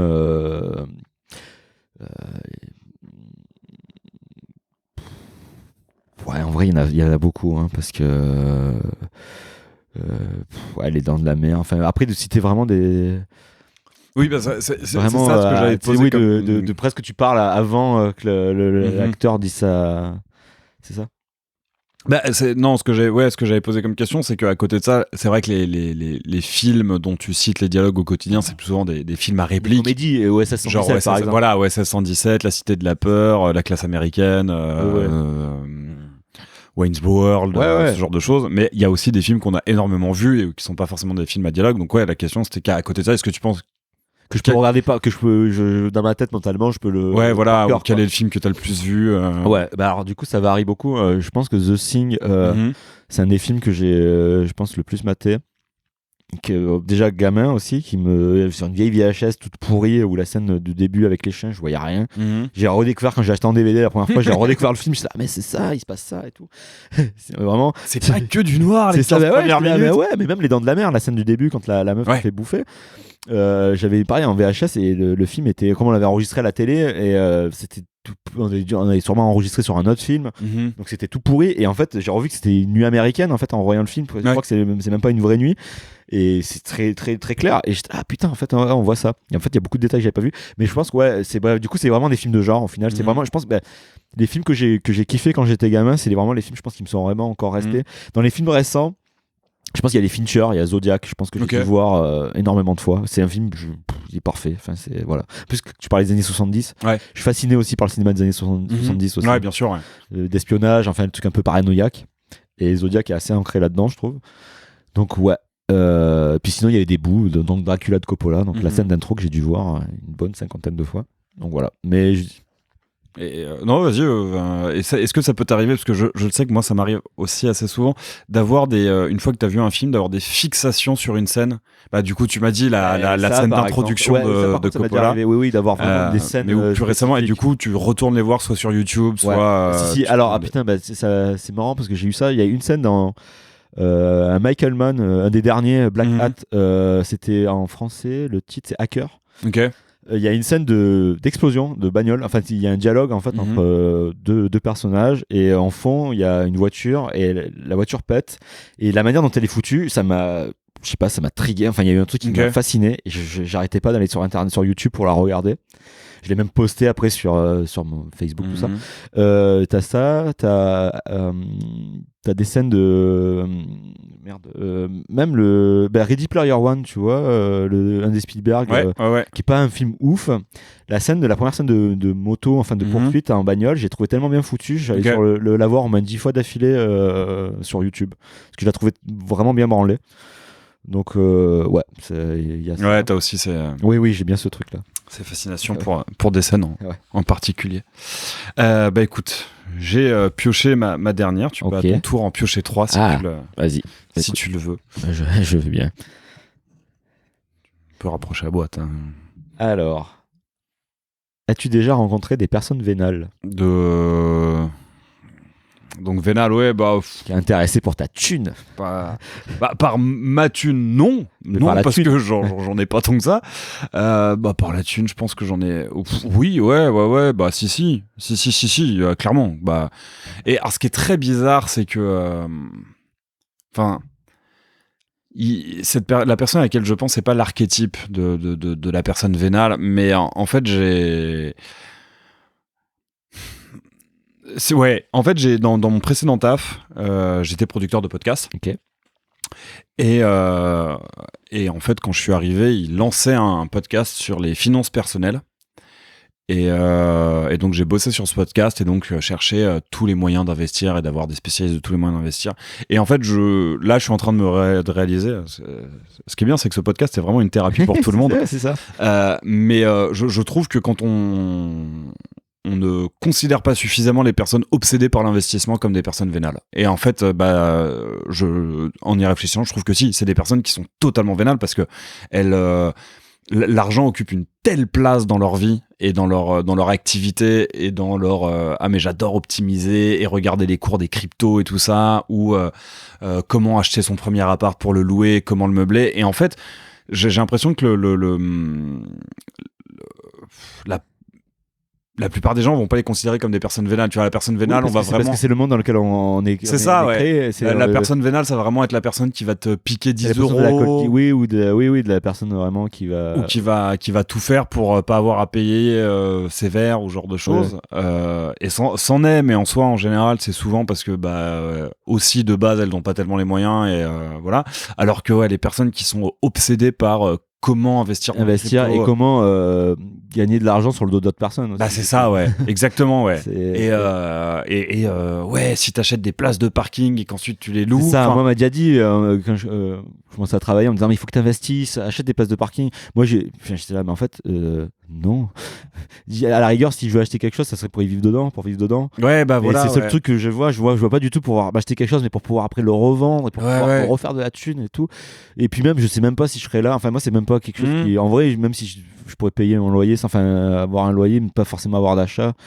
C'est pas grave, mais. Ouais. Mais donc je suis en train de réaliser que j'en ai fréquenté plein. J'ai bossé pour une, en fait, et ouais, je trouve que les personnes qui sont obsédées par l'investissement et par où ils placent leur argent et je sais pas jusqu'à quel point j'ai le droit de raconter cette anecdote parce que j'ai toujours fait en sorte que les gens qui savent qui c'est et qu'on puisse pas le retrouver. Non. Mais tu vois, une personne qui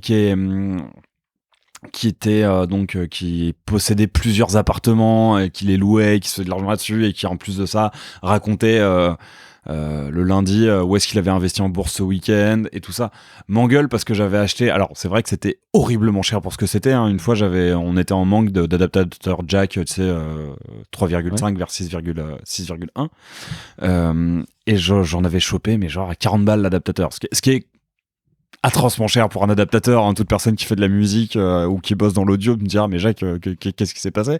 Mais voilà, il m'avait fait un speech d'une demi-heure pour m'engueuler là-dessus, alors que gros, t'arrêtes pas de parler en millions, enfin en fait à un moment. Souvent c'est ça, ça va être les gens qui sont assez radins sur d'autres trucs. C'est ça, ouais. C'est le cœur est pas placé au bon endroit. Enfin, il y a un truc. Donc ouais, des personnes vénales, j'en ai rencontré, j'en ai appelé, j'en ai invité dans des podcasts. Dans le podcast pour lequel je bossais, pas dans aléatoire, je pense pas. Je pense pas. Qu'ils se dénoncent. C'est ça. Alors, j'en prends une autre. Quel titre donnerais-tu à ton autobiographie? Elle est déjà tombée?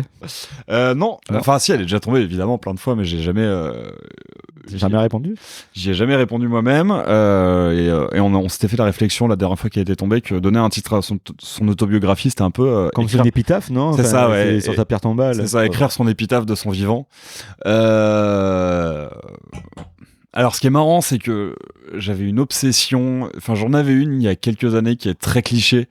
Enfin, qui est un peu stupide parce que j'ai un rapport à la cigarette qui est très cinématographique. Mes parents aiment pas que je dise ça, et c'est vrai que je dis un peu ça pour me dédouaner, mais je considère que s'ils ne m'avaient pas fait regarder Le Port de l'Angoisse à 9 ans, et s'ils ne m'avaient pas dit devant Lorraine Bacall qui demande du feu à Humphrey Bogart que tu vois, ça c'est une des plus belles histoires d'amour d'Hollywood, et bah, peut-être que je ne fumerais pas, parce que non, mais c'est vrai que j'ai un peu été construit dans l'idée de que la classe fume, en fait. Mais alors ça, par contre, je suis d'accord avec toi, même si maintenant on a ramené un truc complètement, justement, c'est le contraire, limite, c'est crado. Mais moi, j'ai quand même ce côté, je peux comprendre, assez glamour de la cigarette. C'est ça. Les gens sont stylés quand même quand ça mais fait ouais, un truc un peu. Et du coup, je sais qu'il y a quelques années, mais genre je devais avoir 18-19 ans, je voulais comme épitaphe, il a vécu comme il a fumé rapidement et avec style. Mais c'est nul à chier. Et mine de rien, Camille Rigache a quand même trouvé le meilleur titre d'autobiographie, qui est Niquez-vous. Je trouve que vraiment c'est vachement bien. Donc non, je saurais pas trop quoi. Je saurais pas trop quel titre je donnerais à mon autobiographie, si ce n'est ouais, Jacques Bouillet autobiographie. Comme ça, on se fait publier chez Pléiade, un truc dans le genre. Non, mais bah si, vas-y. Allez, je pense un truc autour de l'omniscience. Je mettrais omniscient dans le titre, genre la quête de. Vécu. Non, mais plutôt genre la quête de l'omniscience, ou ouais, voilà, un truc qui montre que l'omniscience est une. Mais belle merde. Est une ouais, voilà, est une fausse chose à désirer, donc. Oh, allez, vas-y. La quête de l'omniscience et autre moyen de rater sa vie. Vas-y, c'est bon. J'appelle mon autobiographie La quête de l'omniscience et autre moyen de rater sa vie. Parfait. Toi, t'as une idée de comment t'appellerais ton autobiographie? Je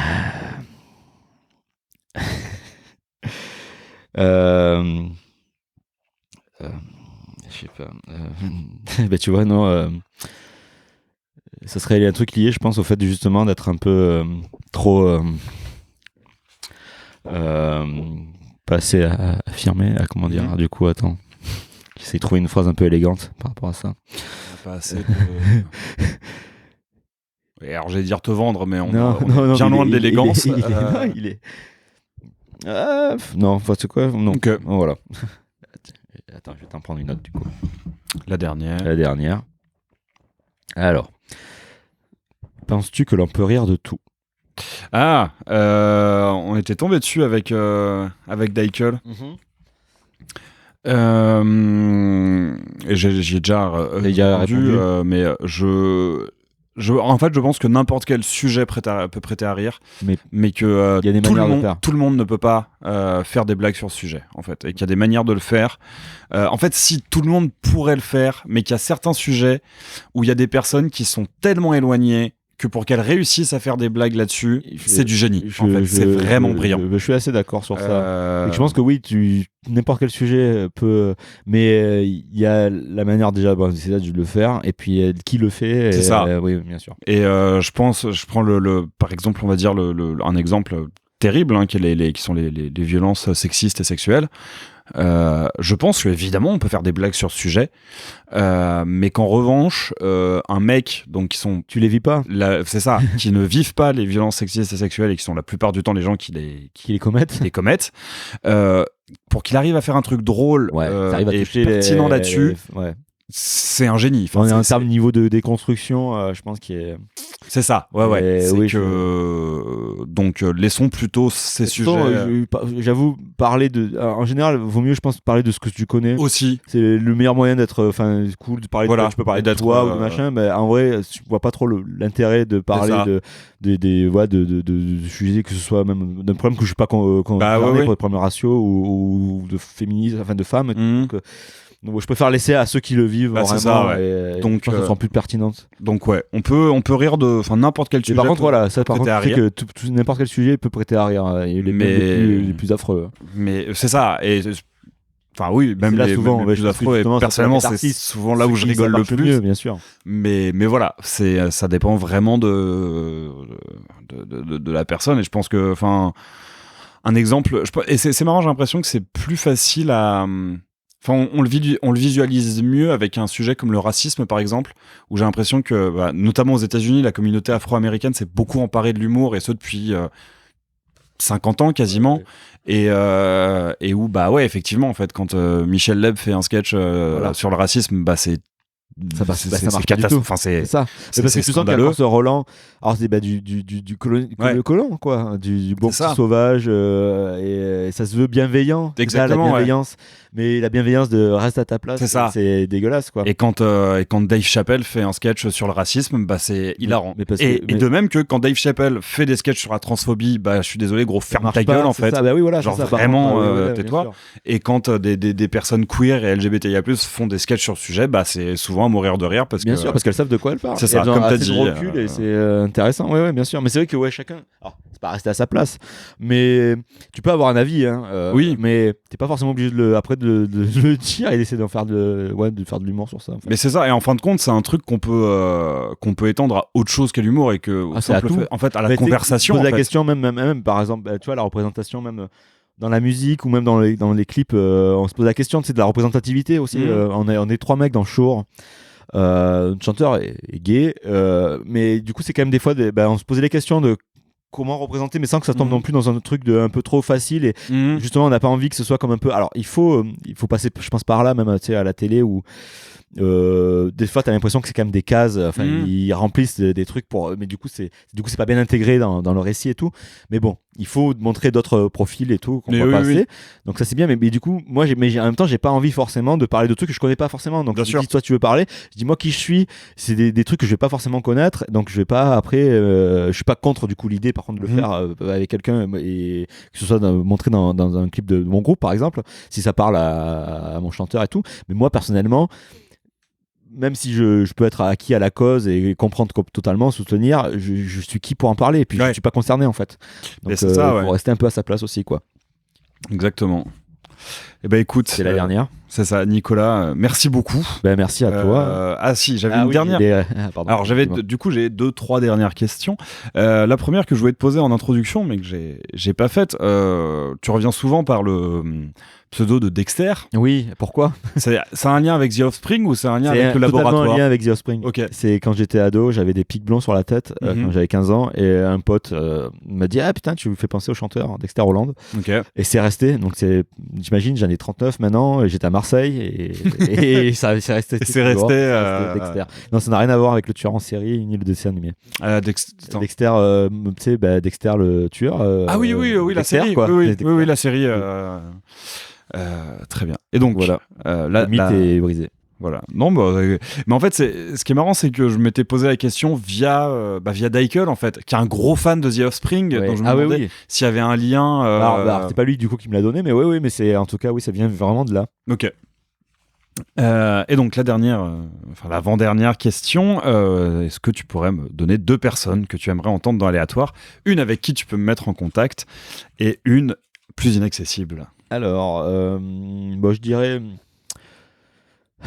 Après, c'est ça qui me fait chier, c'est un peu. Non, Jacob, en vrai, Antoine, il sait qu'il revient souvent. Oui. Et, parce que oui, et après j'en ai plusieurs, mais c'est vrai qu'il je pense qu'il serait bien, il a des choses à dire, c'est intéressant, quoi. Mais c'est prévu en plus, c'est juste que c'est prévu, donc je pourrais peut-être trouver quelqu'un. Je n'en ai pas encore parlé, mais dans ma tête ça va se faire, et je pourrais trouver quelqu'un. Alors du coup, il y a Greg de Shore, le chanteur. Alors il habite en Suède.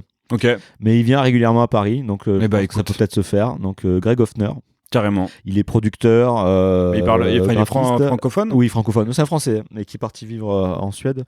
Et voilà, que je trouve qu'il est une personne très intéressante, mais qui souffre. Je pense que sur sa place, qui se pose beaucoup de questions. Et il aurait des choses à dire, je pense. Okay. Donc, Greg Hoffner, Almiva, si tu peux voir, il a plusieurs noms d'artistes.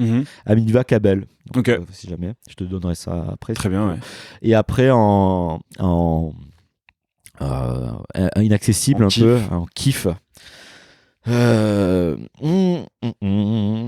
Qui je trouverais intéressant. À un moment j'aurais peut-être dire des réalisateurs, mais mais en même temps des fois de ce que j'ai vu, est-ce que ça serait vraiment intéressant? Alors, moi, je veux bien rencontrer Michael Mann pour lui demander ça fait quoi d'être un mauvais réalisateur. Ah, tu peux pas dire ça, c'est un de mes réalisateurs fétiches. C'est vrai, t'aimes pas du tout Michael Mann? Alors, j'en ai pas vu beaucoup, hein, mais j'ai vu, mais par exemple, Hit, j'ai trouvé ça irregardable. Ah là là, oh merde. Alors du coup, pour le coup, là, on va pas être content, c'est mon Hit Follows à moi. Non, mais, alors, pas Hit forcément, mais je trouve que. Alors, c'est un des réalisateurs qui arrive à lier. Maintenant, pour moi, c'est presque devenu un plasticien. Il est plus dans l'expérimentation. Le récit, c'est un prétexte à faire des trucs. Alors, je sais que Daikel, enfin, on en rigole. C'est un peu une posture. Il sait qu'il est revenu un peu, mais il a vu Hit, il a réévalué. Oui, il me l'a dit. Ça. Donc, c'est pas si mal. J'étais extrêmement déçu. Il m'a même dit les termes. Putain de chef-d'œuvre. Tu vois sur Hit. Ouais. Mais qu'est-ce qui te déplaît dans Hit? Qu'est-ce qui te laisse sur le bas-côté? Je trouve ça très inutilement long pour le coup. Et tu vois, après je pense que c'est peut-être aussi parce que je l'ai découvert assez tard et que je l'ai découvert en connaissant toute la mystique du film. Enfin, c'est ça, oui, je pense toute la hype, toute la mystique du film.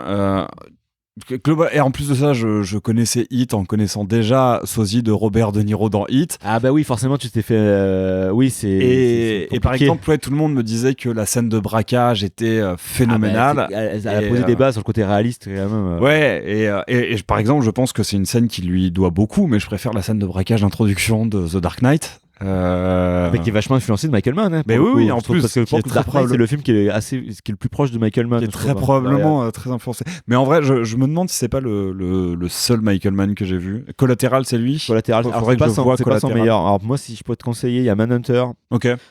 Qui est une adaptation de Dragon Rouge, donc il y a eu Le Silence des Agneaux. Donc c'est 2 bouquins, Dragon Rouge et Silence des Agneaux, et avant le film pourri avec Anthony Hopkins et réalisé par Brett Ratner, lui il a fait une adaptation qui est très stylisée, très années 80, mais vraiment très très cool. Donc je te conseille ce film là et Révélation, le film avec Al Pacino et Russell Crowe, c'est un film d'enquête, du coup très 70, qui est tiré d'une histoire vraie sur un ancien du tabac, de l'industrie du tabac qui balance des doses sur ça, et c'est vraiment trop bien. D'accord. Donc, voilà. Bon, mais écoute, je redonnerai sa chance. Tu peux, je pense quand même, il mérite. Mais du coup, je te l'ai un peu soufflé, Michael Mann. Oui, voilà, tu me l'as soufflé. Mais c'est vrai que, parce qu'après, moi, je pense que j'ai plutôt des gens qui, au lieu d'avoir des gens connus, mais plutôt des gens qui ont eu pas mal d'échecs avant. Parce que je pense que c'est toujours intéressant. C'est bien de parler des gens, de la réussite, mais c'est bien de voir aussi par où ils sont passés, des gens qui ont essuyé un peu des. Alors après, le problème c'est que si peut-être les gens ont essuyé trop d'échecs, du coup on les connaît pas. C'est ça, ouais. Pareil, tu vois, je te parlais du fait que j'avais produit des podcasts donc dans une boîte, et donc j'avais aussi fréquenté plein d'autres podcasteurs pour des raisons. Et il y avait, je crois que c'est Pauline Grisoni qui faisait un truc qui s'appelait La Leçon, justement sur les plus grands échecs. Et autant je trouve ça très intéressant, effectivement, la façon dont les gens qui ont réussi parlent de leurs échecs. Autant je trouve qu'il y a aussi un peu un syndrome un biais du survivant. Oui, alors oui, voilà, oui, après voilà, il faut pas non plus tomber dans le côté, il faut souffrir avant de réussir cette construction. Et surtout, pense à ceux qui ont eu autant d'échecs que toi et qui n'ont pas réussi. Oui, parce que toi, tu fais partie peut-être des quelques happy few qui ont réussi. Mais pas tout le monde, tu peux faire que des échecs. Mais c'est quand même des fois intéressant de. Par exemple, Trent Reznor, je sais qu'apparemment il avait fait une BO sur je sais pas quel film. Enfin, ça a été refusé. C'est des échecs. Après, on parle de Trent Reznor, mais même pour des gens comme ça. Ils passent des fois par des mêmes galères que nous, alors à une autre échelle, mais je pense que ça peut être la même mécanique où en fait, même t'as beau être un gros nom, il y a des trucs, tu les fais, ça marche pas, on te dit non, ça marche, c'est de la merde, tu dégages. Mais alors du coup, pour revenir quand même à quelqu'un, je regarde un peu autour de moi. En vrai,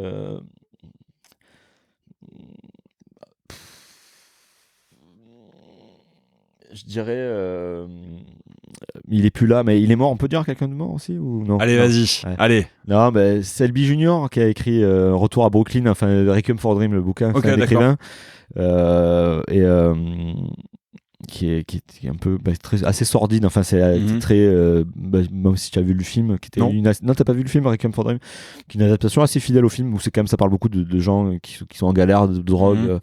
Et qui a vécu un peu. Non, je change complètement en fait. Cadic, Philippe Cadic. D'accord. Ah ouais. Voilà, Philippe Cadic. Là, ça revient parce que pour le coup, Ouais, c'est quelqu'un, je pense que même pour moi, ces bouquins, c'est presque de la philosophie. Bien sûr, ouais. Voilà, il y a des trucs assez, même sur la réalité, qui sont assez vertigineux.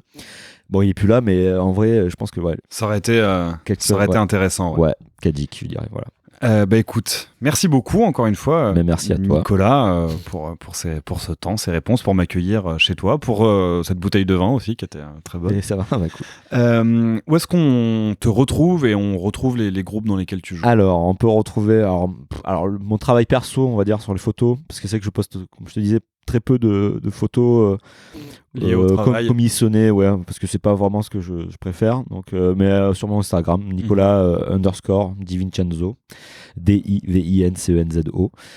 Sinon, pour les groupes, Shure sur Bandcamp, Spotify, SURE, voilà, Shure. Et Pencislo sur Spotify aussi, même si c'est pas mon groupe où je compose pas, mais c'est quand même pour moi, je fais partie du truc et j'invite tout le monde à écouter ce groupe là. Oui, j'invite également. Et quant à vous, chers auditeurs et auditrices d'Aléatoire, vous pouvez toujours retrouver Aléatoire sur Instagram, et je vous invite, si cet épisode vous a plu, j'ai décidé de passer le cap des 1 an en me mettant enfin à dire ça à mes invités, à repartager cet épisode et à mettre des pouces en l'air ou des étoiles s'il vous a plu. Et je vous dis au prochain épisode. Merci d'avoir écouté Aléatoire. J'espère que cet épisode vous aura au choix ému, fait rire, appris des choses ou les 3 en même temps. Si vous voulez soutenir le podcast, vous pouvez en parler autour de vous, le partager sur vos réseaux ou encore lui donner 5 étoiles sur la plateforme d'écoute de votre choix. À très vite pour une nouvelle rencontre et laissez-vous surprendre.